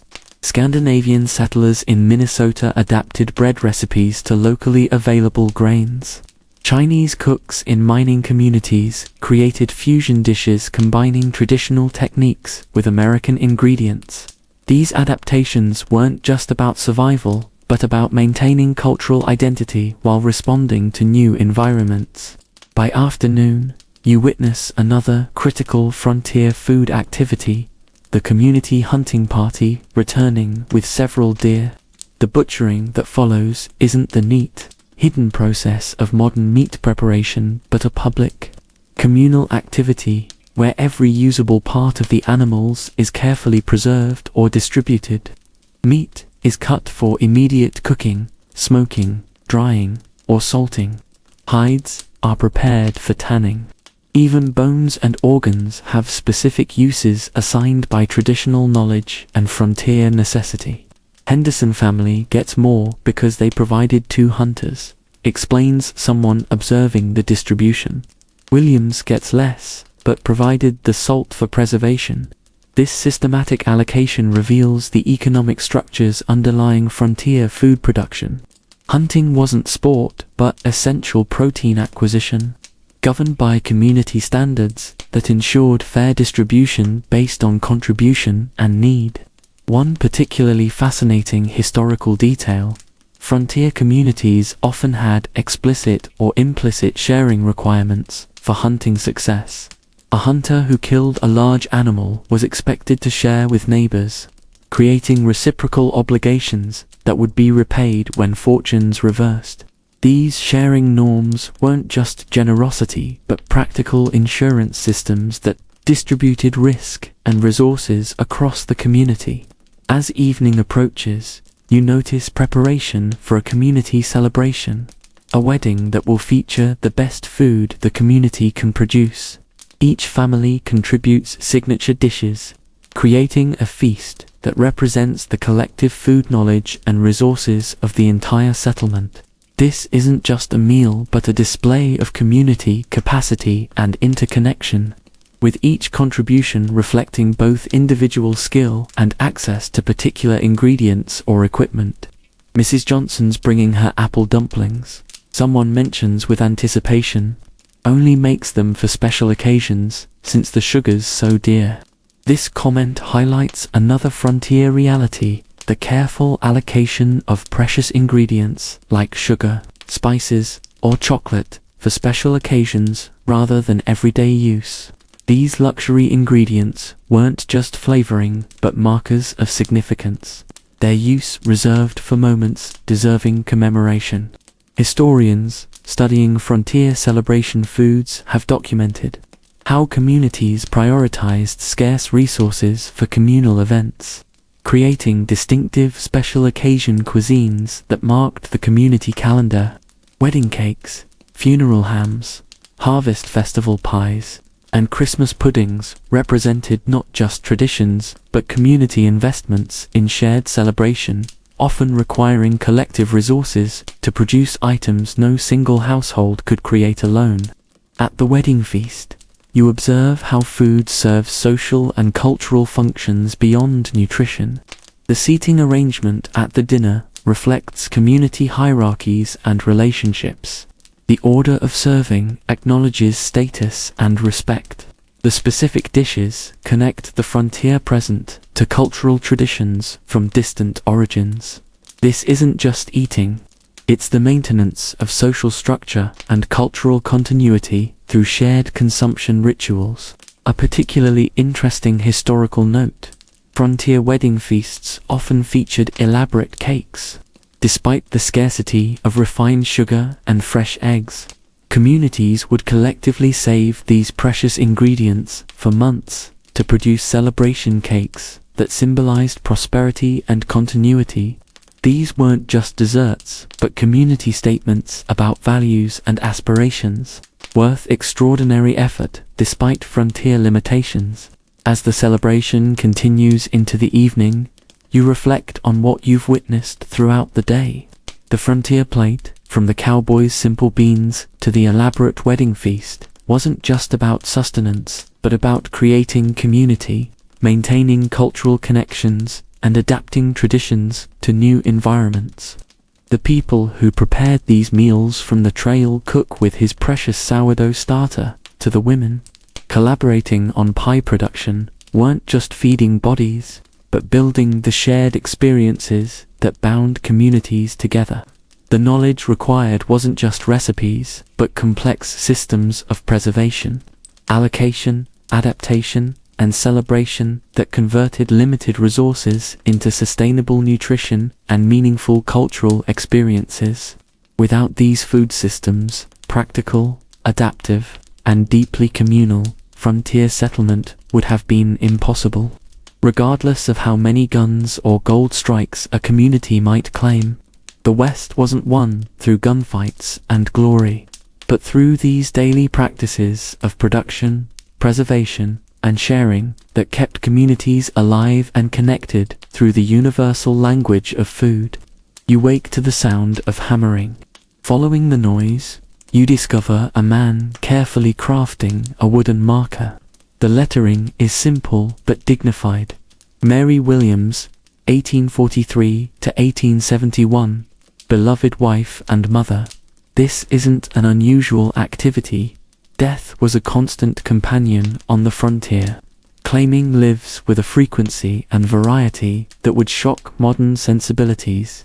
Childbed fever, the man explains, when he notices your interest, left behind for little ones. This matter-of-fact statement masks the tragedy it represents. Maternal mortality that claimed up to 1 in 25 births in frontier communities.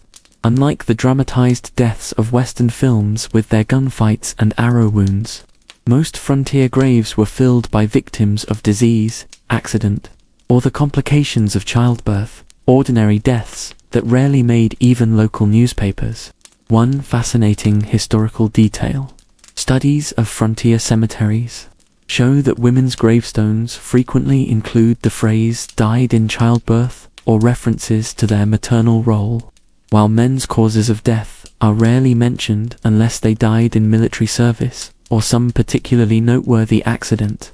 This difference in commemorative practice reflects how thoroughly childbirth risks were integrated into frontier expectations of female life cycles. As you walk with the marker maker toward the cemetery at the edge of town, you're struck by its size relative to the community's population. The graves are not evenly spaced by age, as in modern cemeteries, but clustered in ways that tell stories of epidemic disease, harsh winters, and mining disasters. This wasn't the orderly procession of elderly deaths we've come to expect, but the chaotic claiming of lives at all ages by forces largely beyond frontier medical capacity. Lost 17 in the diphtheria outbreak 2 winters back, says the local gravedigger who's preparing the new site. Mostly children. This casual mention of a devastating epidemic represents another frontier reality. The regular visitation of infectious diseases that swept through communities with little warning and less treatment. Diphtheria, smallpox, cholera, typhoid, and influenza regularly claimed significant percentages of frontier populations, particularly children under 5. Historians studying frontier mortality patterns have documented how these disease outbreaks shaped community development. Some settlements never recovered from major epidemics that claimed critical percentages of their populations. Others developed specific prevention practices, like seasonal evacuation during fever months, or strict quarantine of newcomers during disease outbreaks. These community health adaptations rarely appear in Western narratives, but were essential survival strategies. As the gravedigger works, you notice something about the cemetery's organization. It contains sections with different markers and orientations. Methodist sections over there, he explains, pointing. Catholics on the rise, Chinese down by the creek, though they usually send their bones back to China eventually. This casual tour reveals how even in death, frontier communities maintained social and cultural divisions that organized their living arrangements. A particularly interesting historical note. Many frontier cemeteries included strangers sections where travelers, newcomers, or those without community connections were buried. These graves often feature minimal markers, or none at all, representing lives that ended far from home without the community connections that would ensure proper commemoration. Historians estimate that as many as 30% of frontier graves may be essentially anonymous, marking lives that left minimal traces in the historical record. By mid-morning, a small funeral procession makes its way to the cemetery.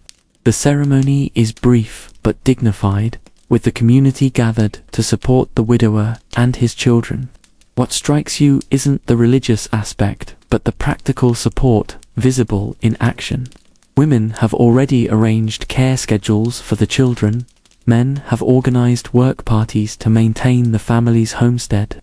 And food has been prepared to sustain the bereaved family for days. Williams will need help with the spring planting, one man comments, and heads nod in agreement. This isn't just sympathy, but practical recognition that frontier death created immediate survival challenges for remaining family members. The loss of a critical household member, particularly a spouse, could threaten the viability of an entire family unit without community intervention. Historians studying frontier mutual aid systems have documented elaborate practices that emerged to address death's practical consequences.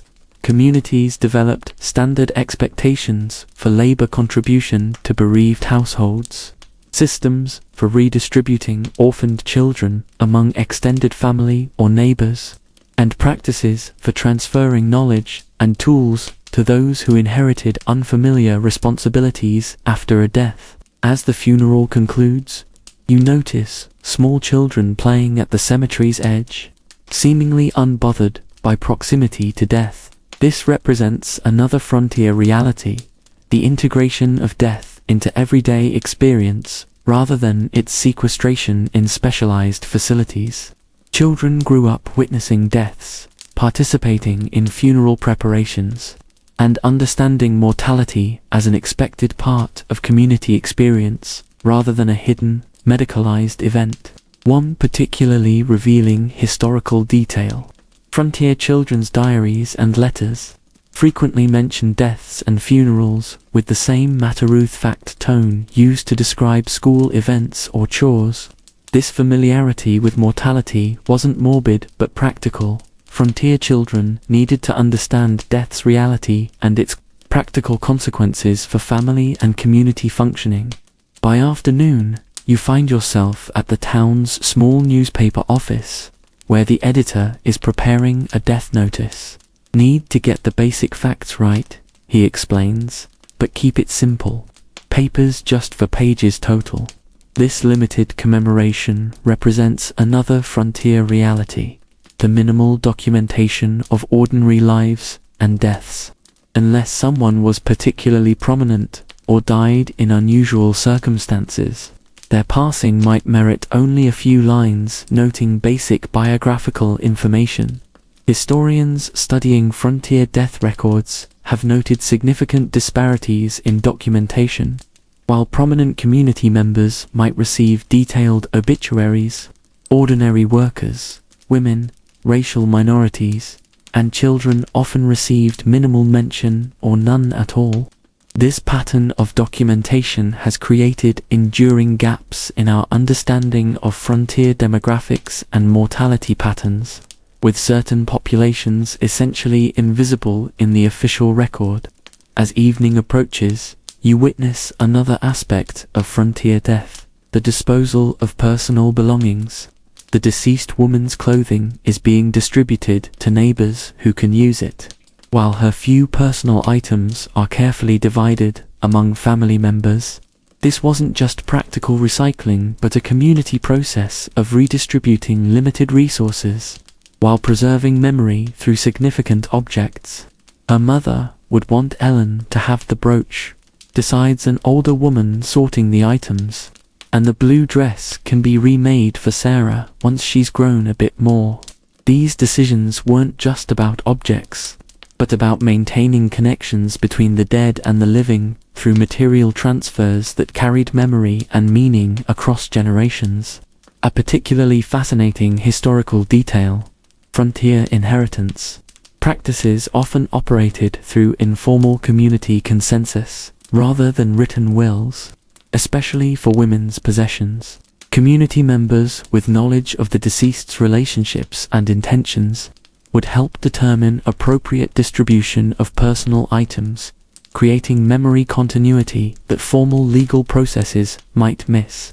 As night falls, you notice a light in the window of the bereaved family's home, where neighbors maintain a vigil through the first difficult night after burial.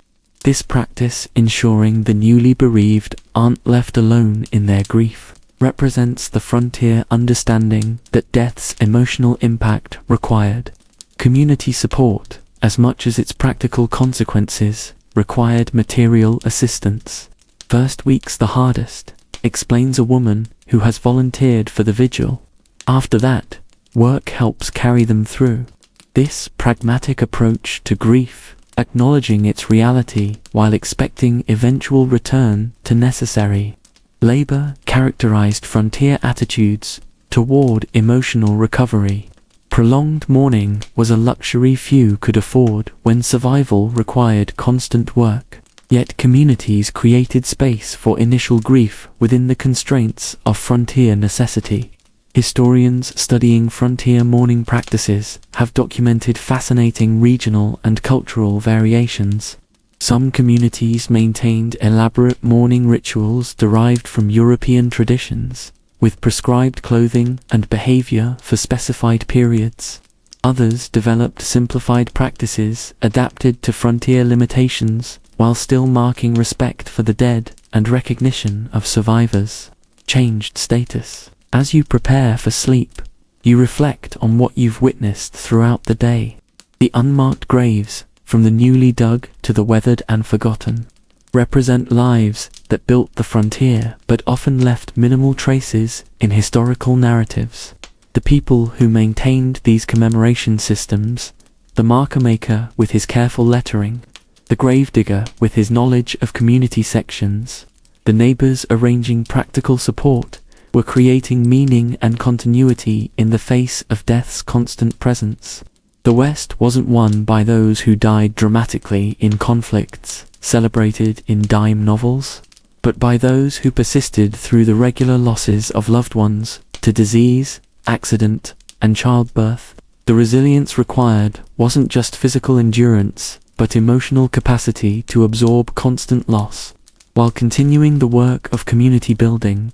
Each unmarked grave represents not just a life completed, but a community's commitment to continue, despite persistent mortality that would paralyze modern Americans accustomed to death's rarity and sequestration.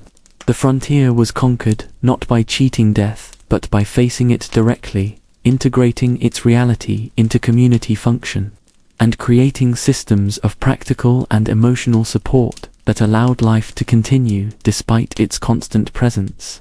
The true heroes weren't those who avoided death through dramatic victories, but those who acknowledged its inevitability while building anyway, creating communities that could absorb loss without collapse and maintain meaning despite the constant reminder of life's fragility.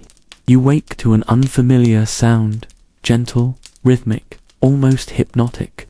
Following it, you discover an elderly woman reading aloud from a worn, leather-bound volume 2, several children gathered around her chair. The book is clearly precious, handled with reverence that communicates its value without words.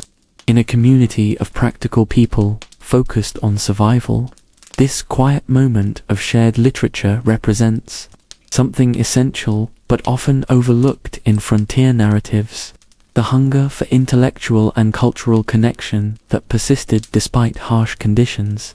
"Mrs. Patterson reads to us every Tuesday," explains a young boy who notices your interest. "Only got 5 books in the whole town, but she knows them all by heart anyway." This casual comment reveals the scarcity that defined frontier literacy, not a lack of desire for reading material, but its extreme limitation in communities where books were luxury items, expensive to purchase and difficult to transport across vast distances. One fascinating historical detail: frontier inventories and estate records frequently valued books at surprisingly high amounts relative to other household goods. A family Bible might be listed at a value equivalent to several months' wages, while complete sets of Shakespeare or similar classics might represent one of a household's most significant financial assets. These valuations reflected not just replacement costs, but the community recognition of books as essential cultural resources worth extraordinary investment. As the reading concludes, the children disperse, and you chat with Mrs. Patterson about her small library. Brought the Shakespeare and the Bible from Boston in '58, she explains. The others came later, gifts from family back east, who knew we were starved for reading. Her choice of words is telling, the hunger for reading material described as starvation, a physical need rather than mere preference. This intellectual hunger drove remarkable efforts to acquire and share written materials across frontier communities. Historians studying frontier literacy have documented elaborate book-sharing networks that developed to maximize limited resources. A single book might circulate through dozens of households over the course of a year, with careful records kept of its location and condition. Reading materials were often read aloud in groups to extend their reach beyond those who were personally literate, creating community experiences around texts that might seem intended for individual consumption. By mid-morning, you find yourself at the town's small schoolhouse, where education continues despite limited resources. The teacher maintains a small library, perhaps 20 volumes total, carefully preserved and protected from damage. What catches your attention isn't just the book's scarcity, but their intensive use. Margins contain generations of notes. Separate copybooks hold student responses to readings, and oral recitation allows texts to be shared beyond their physical limitations. We copy the important passages so more students can study them simultaneously, explains the teacher, showing you carefully handwritten extracts from textbooks. This practice, the physical transcription of texts to extend their availability, represents another adaptation to frontier scarcity. Students didn't just read books, but copied them, creating personal collections of essential knowledge that could travel beyond the schoolhouse walls. A particularly interesting historical note: researchers have found frontier journals and diaries containing hundreds of pages of transcribed text from books the writers had temporary access to.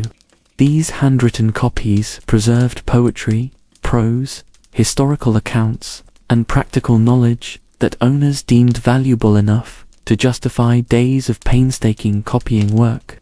These personal archives represent extraordinary efforts to maintain intellectual connection despite geographic isolation. As noon approaches, you notice a crowd gathering at the general store where the stagecoach has delivered something causing evident excitement. A crate of newspapers and magazines from eastern cities. These aren't current issues, but a mixed collection from recent months. Their news already outdated, but their content still eagerly anticipated. The store owner carefully unpacks these precious items, which will be rented to customers rather than sold outright. Harper's Weekly is 25 cents for 2 days, he announces. Scientific American is 30 cents. No taking them home, reading room only.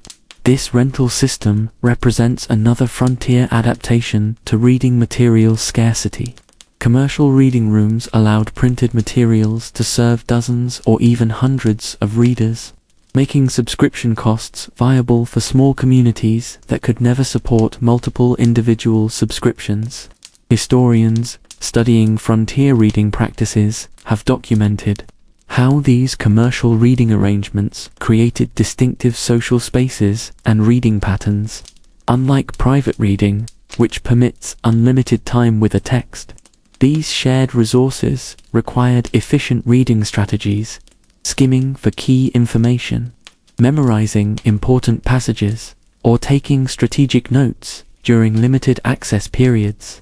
These adaptive reading practices shaped frontier intellectual engagement in ways that differed significantly from more resource-rich environments.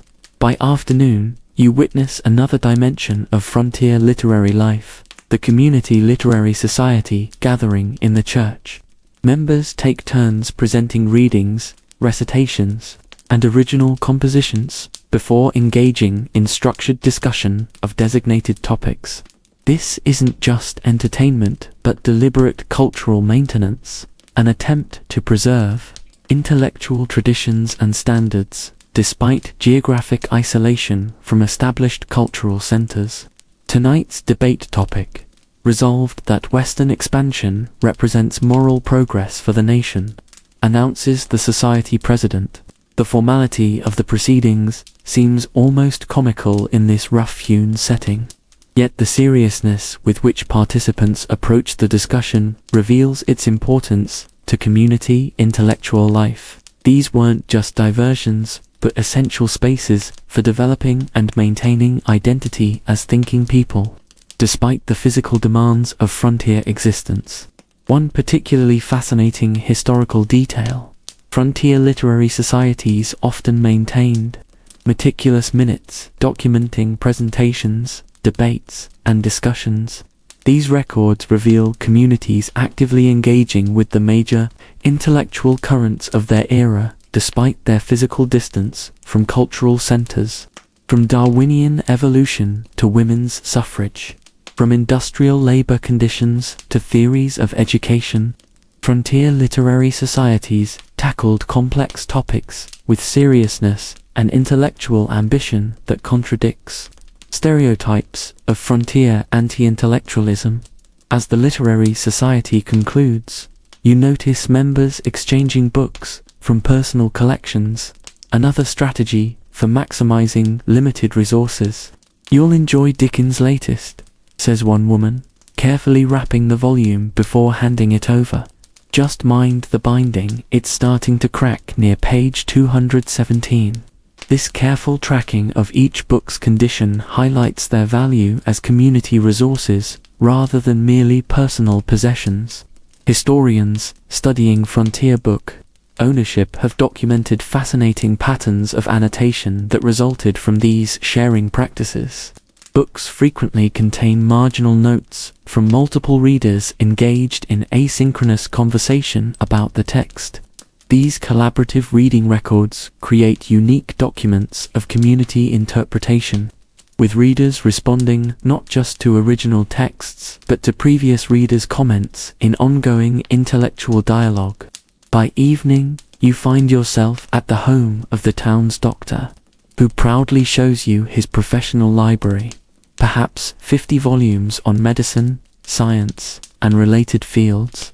Can't practice properly without keeping up with developments, he explains, showing you his system for taking notes from each text.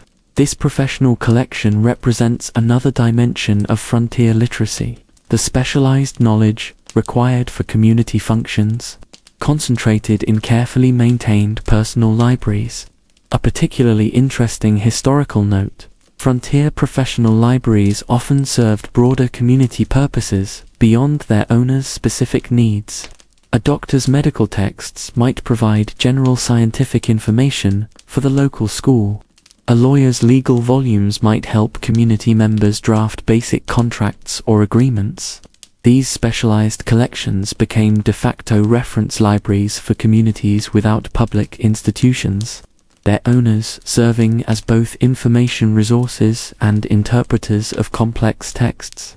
As night falls, you notice something else: people writing by lamplight in homes across town, letters to distant family, diary entries documenting daily events, poems exploring personal feelings, and carefully copied extracts from borrowed books. This private dimension of frontier literacy created records that now provide our most intimate understanding of everyday life in these communities. Far from being illiterate or uninterested in written expression, frontier residents often maintained remarkable written records despite the physical challenges of their environments. Historians studying frontier personal writing have documented how these private literary practices served essential psychological and social functions. Letters maintained connections across vast distances. Diaries provided emotional outlets in environments that offered limited privacy, and personal writing created continuity of identity for people transplanted from familiar surroundings to challenging new environments. These weren't luxuries, but necessary supports for psychological well-being in isolated communities. As you prepare for sleep, you reflect on what you've witnessed throughout the day. The borrowed books, from the community Shakespeare to the rented Harper's Weekly, from the school's shared textbooks to the carefully circulated personal volumes, represent something essential about frontier life that rarely appears in romanticized Western narratives. The people maintaining these literary practices, the grandmother reading aloud from memorized texts, the teacher creating handwritten copies of limited resources, the literary society members debating national issues, were preserving intellectual and cultural life under conditions of extreme material constraint. The West wasn't won just through physical courage and practical skills, but through these persistent efforts to maintain intellectual connection despite geographic isolation. The hunger for books, for news, for poetry, for scientific knowledge wasn't a luxury, but a necessity, a way of preserving identity and purpose beyond mere survival. Each carefully preserved volume, each painstakingly copied passage, each community reading circle represented refusal to surrender cultural and intellectual life, despite the pressing demands of frontier existence. The true frontier achievement wasn't just physical survival, but the maintenance of these intellectual connections that prevented settlements from becoming merely collections of physically present but culturally and intellectually isolated individuals. Without these borrowed books, and the communities built around them, Western settlement might have succeeded in conquering territory while failing to maintain the cultural continuity necessary for meaningful community development. You wake to the sound of haggling, not the theatrical bargaining of tourist markets, but the deadly, serious negotiation where the difference of a few cents might determine whether a family eats well or goes hungry. Following the voices, you discover the general store already busy despite the early hour. This isn't casual shopping but economic survival playing out through careful calculation and strategic decision-making. $2 for those boots is highway robbery, argues a weather-beaten farmer. They won't last the season in this terrain. The storekeeper remains impassive, pointing out the transportation costs, limited competition, and his own narrow margins. This exchange isn't just about price, but about the fundamental power dynamics that shaped frontier economics, the constant tension between scarce suppliers and vulnerable customers with few alternatives. I can do $1.50 cash or $2 in credit, the storekeeper finally offers. This negotiated compromise reveals something essential about frontier commerce, its flexibility and personalization compared to modern standardized retail. Prices weren't fixed, but variable based on payment method, customer relationship, bargaining skill, and immediate market conditions.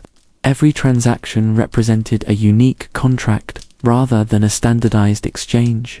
One fascinating historical detail: frontier store ledgers frequently show different prices, charged to different customers for identical items purchased on the same day. These variations weren't simply favoritism but sophisticated economic calculations that considered customers' payment history, trade skills that might be bartered for goods, community standing, and long-term relationship value. Storekeepers functioned more like relationship-based bankers than modern retailers. By mid-morning, you witness another dimension of frontier commerce, the extension of credit that kept communities functioning despite cash scarcity. The storekeeper maintains a thick ledger book where most transactions are recorded as debts rather than immediate payments. This isn't just convenience, but economic necessity in communities where actual currency might be extremely limited, particularly during seasons between harvests or cattle sales. "Put it on my account," instructs a rancher purchasing supplies. "I'll settle after the cattle drive next month." This casual credit arrangement represents a sophisticated economic system built on community knowledge, rather than formal financial institutions. The storekeeper's willingness to extend credit isn't just generosity but calculated risk assessment based on intimate knowledge of the rancher's operation, character, and market prospects. Historians studying frontier credit systems have documented remarkably complex arrangements that operated without formal banking structures. Store ledgers show carefully tracked debts, partial payments in various currencies and goods, calculated interest often disguised as price differentials, and detailed notes about customers' economic circumstances that informed credit decisions. These informal systems created economic flexibility that formal banking would struggle to replicate in frontier conditions. As noon approaches, you observe another critical frontier economic practice, barter exchange, that bypasses cash entirely. A woman brings in carefully preserved eggs, receiving store credit rather than currency. A blacksmith offers repair services in exchange for winter supplies. These aren't primitive exchanges, but sophisticated value calculations that allow communities to function despite limited cash circulation. For a dozen eggs at market rate equals 2 pounds of coffee or 5 pounds of sugar, calculates the storekeeper without consulting any reference. This mental arithmetic represents specialized knowledge essential for frontier commerce, the ability to convert between various goods, services, and currencies based on fluctuating values. Storekeepers weren't just retail operators, but essentially community bankers, currency exchangers, and market analysts rolled into one critical role. A particularly interesting historical note: frontier store records reveal elaborate systems for valuing non-cash contributions that might seem subjective to modern observers. A day's skilled labor, a home-sewn quilt, or preserved food items had recognized community values that allowed them to function as currency equivalents in sophisticated exchange networks. These valuation systems weren't arbitrary, but represented community consensus about relative worth that facilitated economic function without requiring cash. By afternoon, you witness another dimension of frontier economics: the hard bargains struck when desperation meets opportunity. A miner sells a claim for far below its potential value because he needs immediate cash for medical treatment. A widow negotiates the sale of her husband's tools, knowing her weak bargaining position but requiring funds for immediate survival. These transactions reveal the harsh realities of frontier economics, where long-term value was frequently sacrificed for short-term survival. Could be worth 10 times that if you developed it proper. Comments an observer about the mining claim sale: but what good's a rich claim if you're dead from infection? This pragmatic assessment captures frontier economic reality. Theoretical value meant little compared to immediate needs in environments where survival margins were narrow and safety nets non-existent. Historians studying frontier transactions have documented how these economic vulnerabilities shaped community development. Patterns of land and resource ownership often reflected not just entrepreneurial skill but exploitation of others' misfortunes. Economic success frequently correlated with the ability to purchase assets at distressed prices during community crises like disease outbreaks, crop failures, or harsh winters that forced desperate sales. As evening approaches, you observe the town council meeting where broader economic decisions are discussed. The debate centers on infrastructure development, whether to invest community resources in road improvements that would benefit some businesses more than others. This isn't abstract policy discussion, but intense negotiation between competing economic interests, each calculating potential returns on collective investment. Better roads mean more customers for all of us, argues the hotel owner, while the established merchant counters, and more competition from businesses in the next town over. This debate reveals another frontier economic reality: the tension between collective development and individual advantage. Without established governmental structures and tax systems, Communities negotiated these investments through direct stakeholder negotiation rather than representative processes. One particularly fascinating historical detail: frontier communities often developed unique hybrid economic systems that combined private investment, community labor requirements, usage fees, and allocated benefits in ways that don't fit neatly into either capitalist or collectivist models. A road might be funded by wealthy merchants, built through mandatory community labor contributions, maintained by usage fees, and governed by elected committees, creating economic infrastructure through complex blends of private and communal approaches. As night falls, you find yourself at the saloon, where another dimension of frontier economics plays out through gambling. Men risk significant portions of their earnings on games of chance, not just for entertainment but as a potential wealth redistribution mechanism. In communities with limited economic mobility through conventional means, gambling represented one of the few possibilities for dramatic financial improvement, albeit with corresponding risk. "Johnson won enough last night to buy that prime grazing land he's been eyeing," comments an observer. Course, Williams lost his season's earnings in the same game.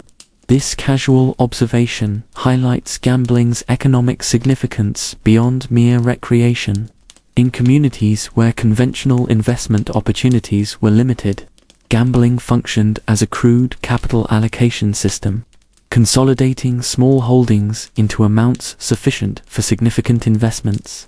Historians studying frontier gambling have documented its economic importance beyond stereotypical saloon scenes. Gambling created liquidity in cash-poor economies, facilitated rapid value transfer without formal banking, and occasionally funded community developments through organized games where percentages were allocated to schools, churches, or infrastructure. These functions extended well beyond recreation into essential economic mechanisms. As you prepare for sleep, you reflect on what you've witnessed throughout the day. The hard bargains from the boot price negotiation to the distressed mining claim sale, from the credit arrangements to the gambling stakes, represent something fundamental about frontier life that heroic narratives often overlook. The people navigating these economic realities, the calculating storekeeper with his complex ledger, the desperate widow maximizing her limited bargaining power, the council members negotiating communal investment, were engaged in survival as demanding as any physical confrontation.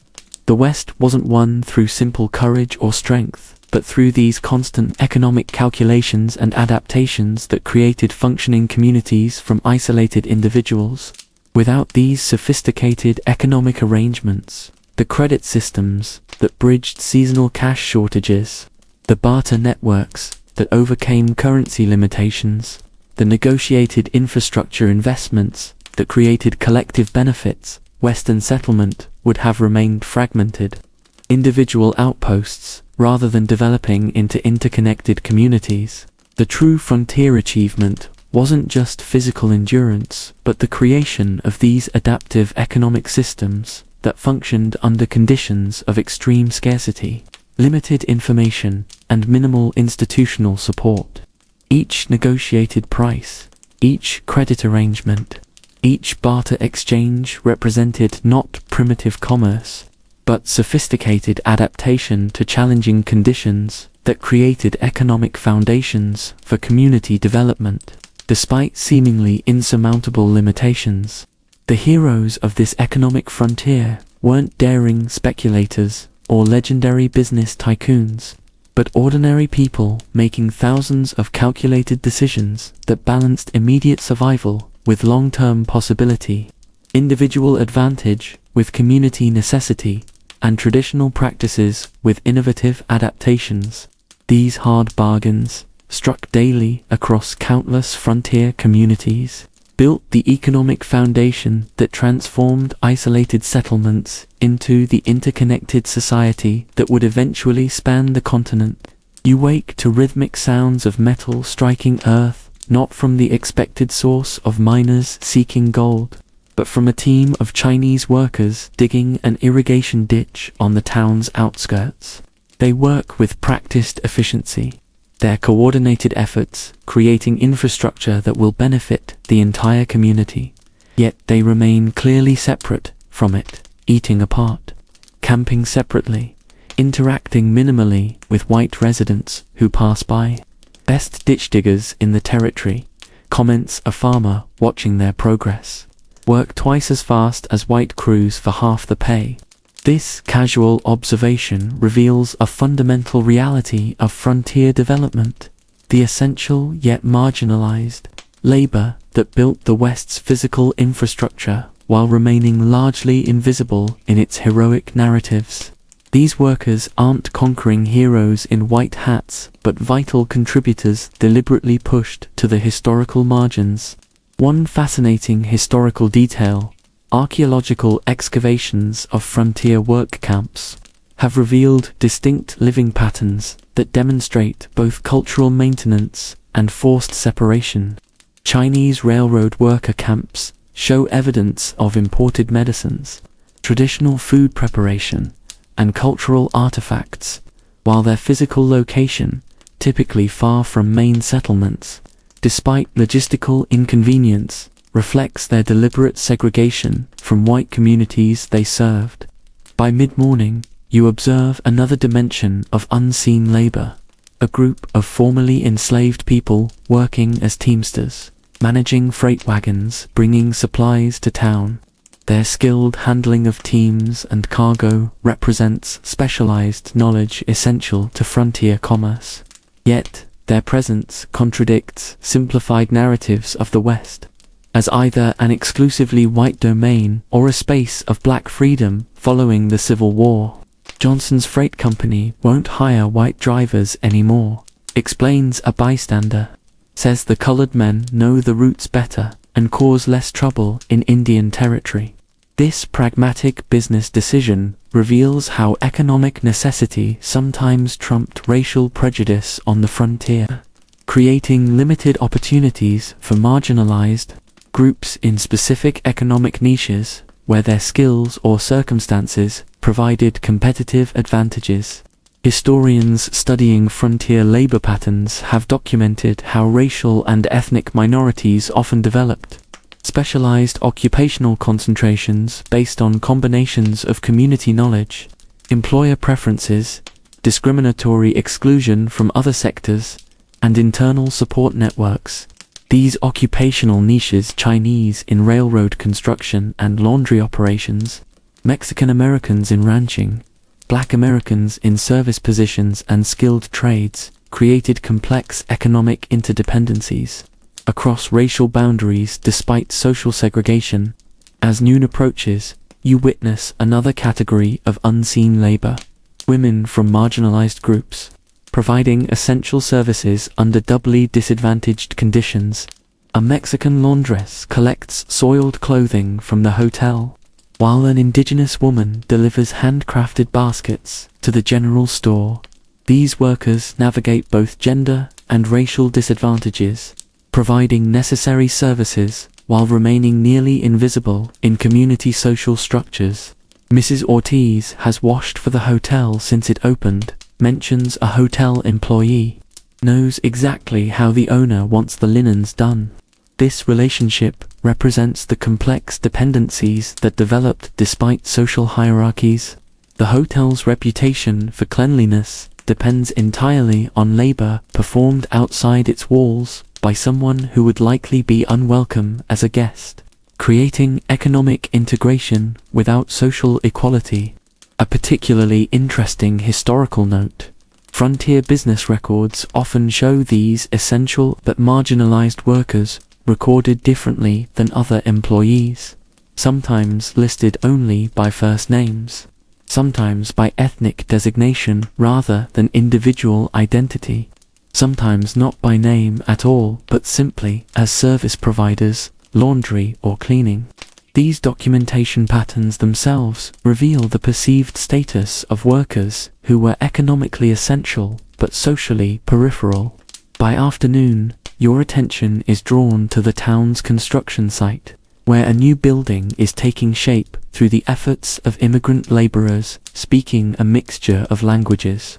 German stoneworkers, Irish carpenters, and Italian masons work alongside each other, each group bringing specialized building traditions to the project.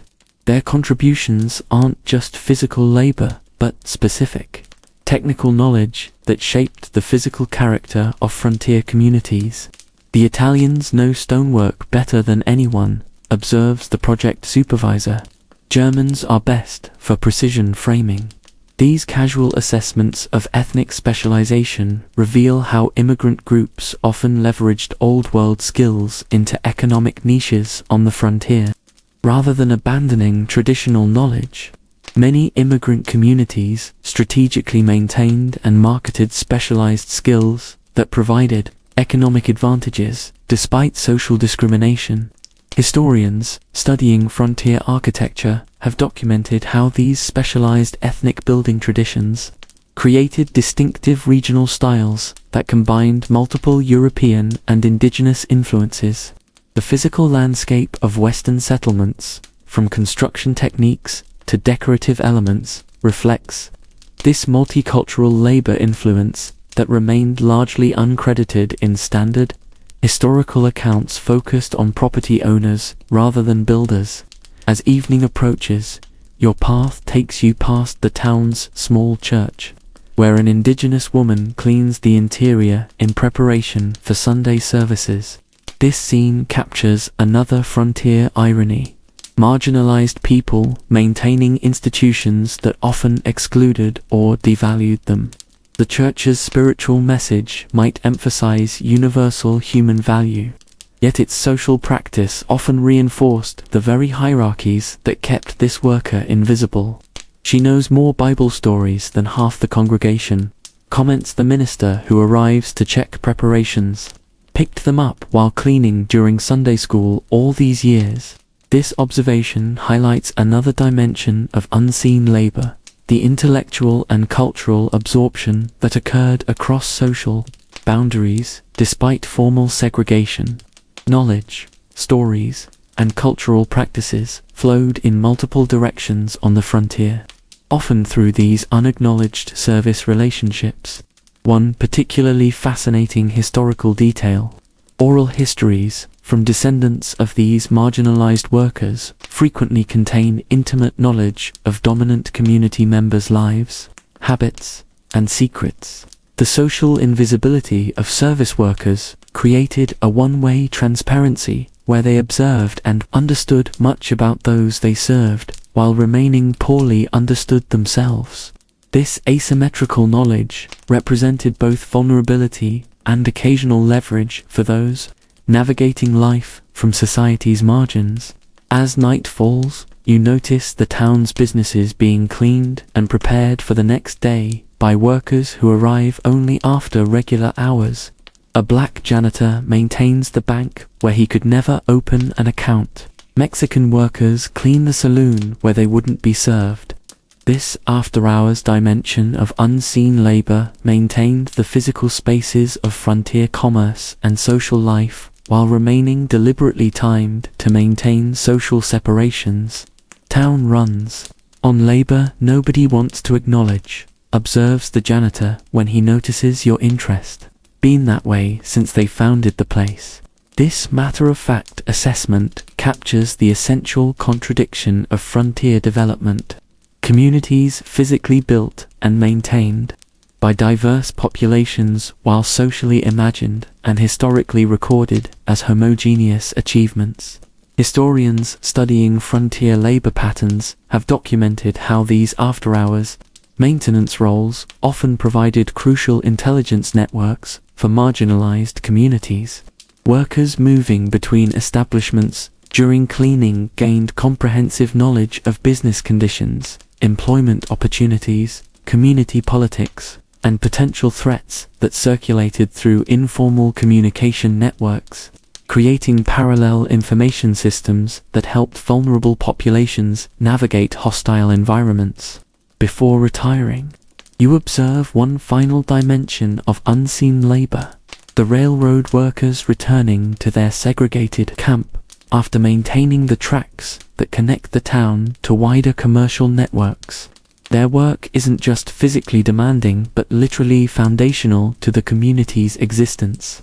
Without regular track maintenance, the town would quickly become isolated from the economic connections that enable its survival.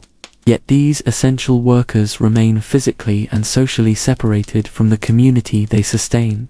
Railroad wouldn't run a week without them, comments a station agent, but folks still won't rent them rooms in town. This fundamental contradiction, economic dependence alongside social exclusion, characterized much of frontier development. Communities relied absolutely on diverse labor, while maintaining myths of self-sufficient individualism that erased these essential contributions from their self-understanding and historical narratives. As you prepare for sleep, you reflect on what you've witnessed throughout the day. The unseen labor from the Chinese irrigation workers to the indigenous church cleaner, from the black freight teamsters to the immigrant construction specialists, represents a fundamental truth about Western development that heroic narratives systematically obscure.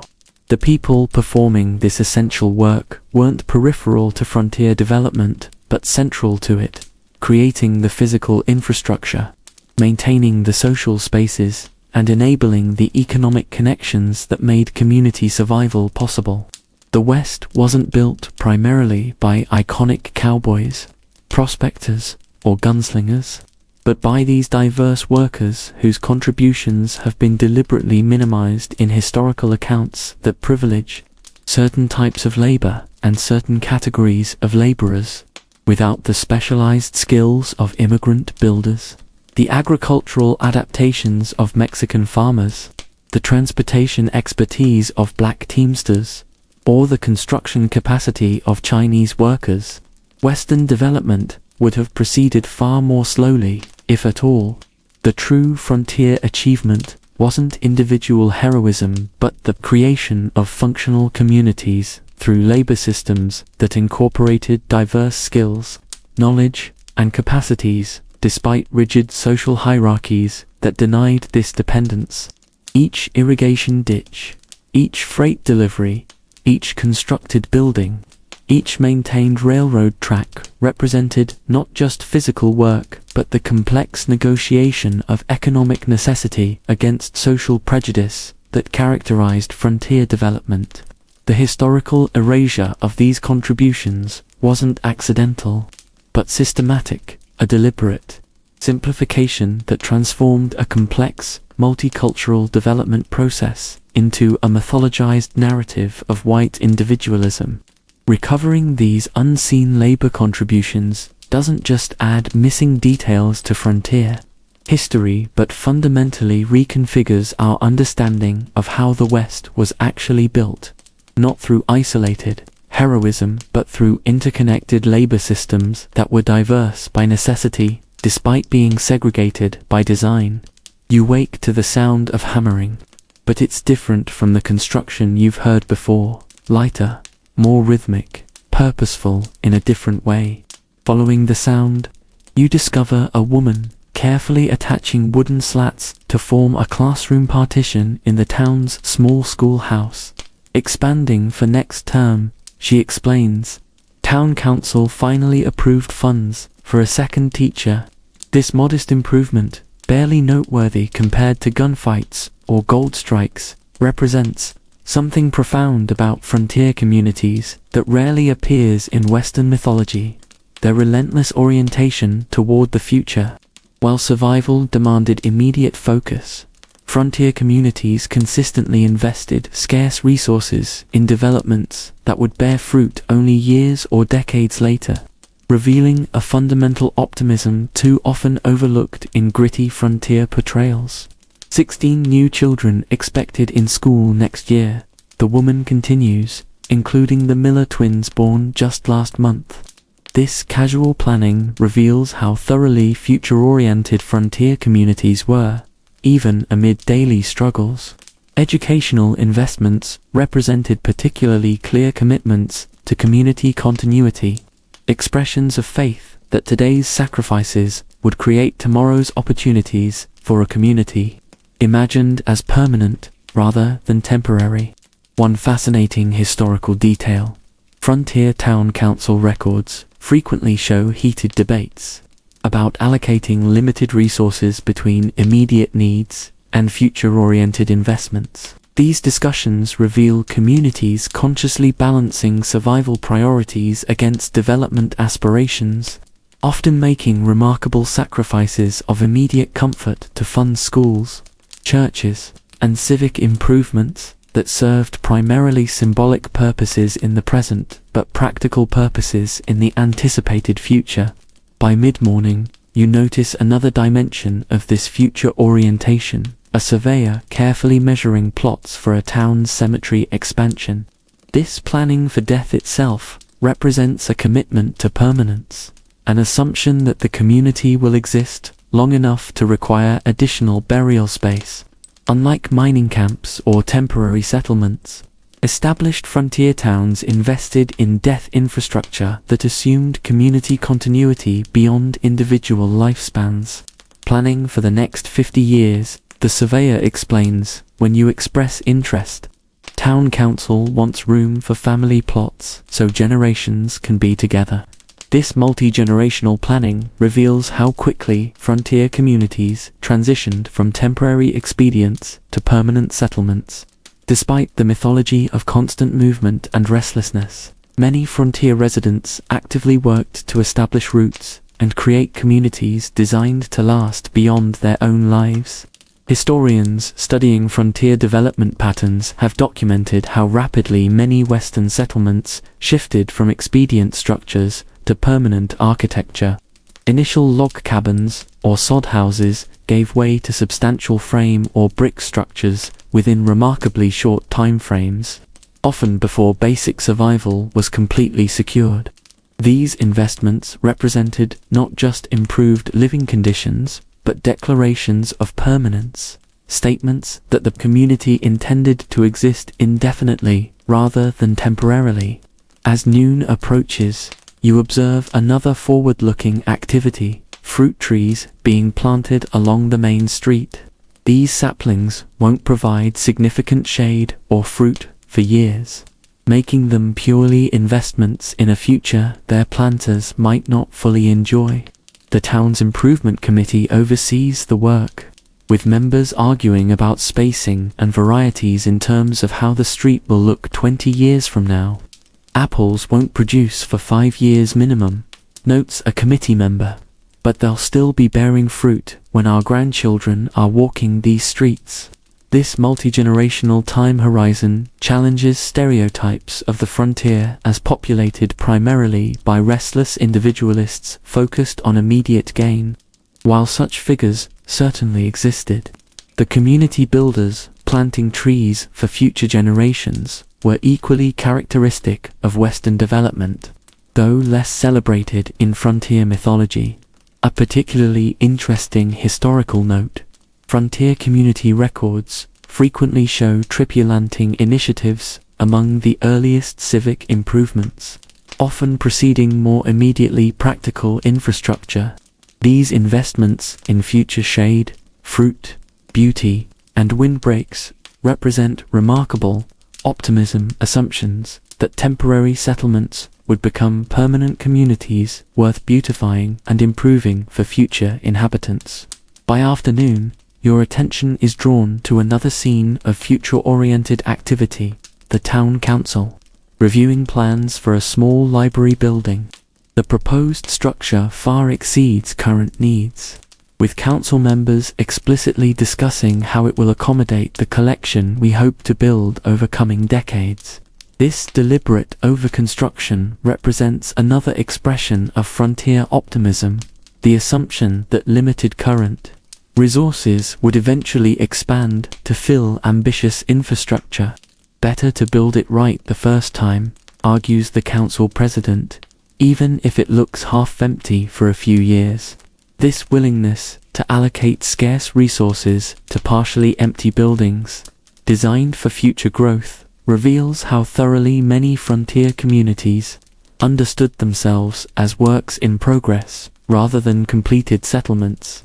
Unlike the seemingly finished communities they had left behind, frontier towns explicitly embraced developmental identity, seeing emptiness not as failure but as capacity for anticipated growth. Historians studying frontier architecture have documented how commonly Western communities built structures with deliberate excess capacity, churches with empty pews, schools with unused classrooms, commercial buildings with vacant upper floors. These weren't miscalculations but intentional expressions of anticipated community development, physical manifestations of collective faith in future growth that would eventually validate seemingly excessive initial investments. As evening approaches, you witness a ceremony that perfectly captures frontier future orientation, a cornerstone laying for a modest courthouse. The structure being built far exceeds the current community's judicial needs, but represents both practical anticipation of growth and symbolic declaration of permanence. The cornerstone itself contains a time capsule with current newspapers, photographs, and letters to future residents, making explicit the multi-generational vision underlying the construction. "We may not have much now," declares the mayor in his address, "but we're building for what this town will become, not just what it is today." This explicit developmental identity characterized many frontier communities, which understood themselves not as completed settlements, but as foundations for future development. Unlike established Eastern communities that often emphasized stability and tradition, frontier towns frequently embraced transformational identity, defining themselves by what they would become rather than what they currently were. One particularly fascinating historical detail: frontier town names themselves often reflected this future orientation, with aspirational designations like New Hope, Prosperity, Enterprise, or geographic claims far exceeding current reality. Junction City for tiny settlements near planned but unbuilt railroad intersections, or Riverside Heights for modest developments on barely perceptible elevations near small streams. These weren't just boosterism, but expressions of developmental identity that defined communities by anticipated futures rather than current conditions. Before retiring, you observe one final expression of frontier future orientation: a young couple carefully measuring a vacant lot they've purchased at the edge of current development. "House will go here," the man explains, marking a spot with a stake, with room for expansion as the family grows. Their planning encompasses not just immediate shelter but anticipated family development, potential business operations, and even garden space for food production during possible hard times.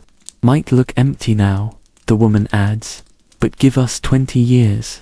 This patient commitment to gradual development characterized much frontier settlement that mythology has compressed into dramatic moments of conquest or discovery. While gold strikes and land rushes certainly occurred, much Western development proceeded through these methodical investments in gradual improvement over years and decades, rather than moments of sudden transformation. As you prepare for sleep, you reflect on what you've witnessed throughout your journey through this ordinary frontier town. From the laundress with her heavy wash tubs, to the Chinese workers digging irrigation ditches, from the circuit judge dispensing frontier justice, to the community members sharing precious books, you've seen a West built not primarily through dramatic confrontation, but through persistent, ordinary labor that history has largely overlooked.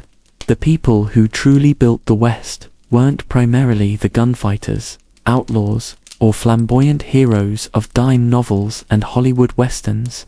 They were the school teachers establishing education systems in primitive conditions, the storekeepers extending credit that kept communities functioning between harvests, the women maintaining domestic life while managing essential economic production, and the diverse laborers whose contributions remained essential but These ordinary frontier residents, facing disease without modern medicine, building communities without adequate materials, maintaining cultural life with minimal resources, and consistently sacrificing immediate comfort for future development, demonstrated courage, less dramatic but no less significant than that mythologized in Western narratives. Their persistent, ordinary heroism in the face of extraordinary challenges built the foundations upon which modern, Western communities still stand. The West was won not primarily through confrontations at high noon, but through these countless acts of ordinary determination, digging one irrigation ditch at a time, teaching one generation of students after another, maintaining one community lending library with precious shared books, and consistently planting trees whose shade would benefit future generations. This patient, collective persistence, rather than individual heroics, transformed the frontier from wilderness to community. As your journey through frontier reality concludes, you understand that what remained for those who weren't gunslingers, heroes, or outlaws wasn't leftover scraps of Western opportunity, but the essential work of community building itself. The real Western story wasn't written primarily with six-shooters, but with laundry brushes, teaching slates, ledger books, and tripulanting shovels, tools less dramatic, but ultimately more transformative than the weapons that Western mythology has placed at the center of frontier narratives. The true promise of tomorrow wasn't found in quick riches or legendary status, but in these modest, future-oriented investments: the expanded schoolhouse, the oversized library, the carefully planted trees, the cornerstone with its messages to future generations. In these expressions of faith that temporary settlements would become permanent communities, we find the most profound frontier legacy. Not what was dramatically seized in the moment, but what was patiently built for the future.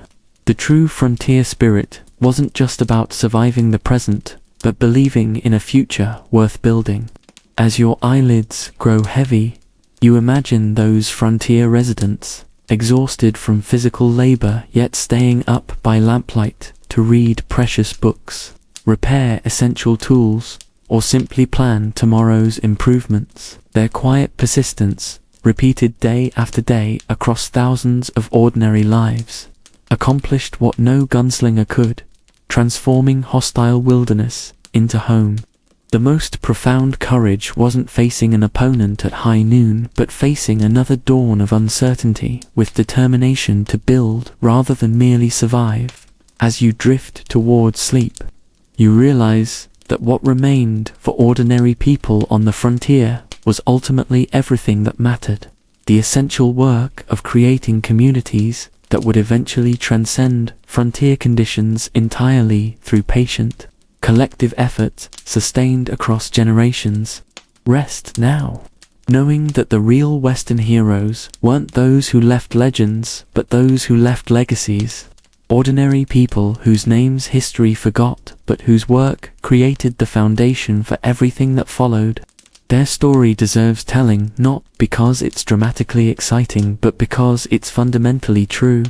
The actual human achievement that mythology has obscured, but that physically surrounds us in communities, originally built by unremarkable people performing the remarkable work of creating civilization where none existed before.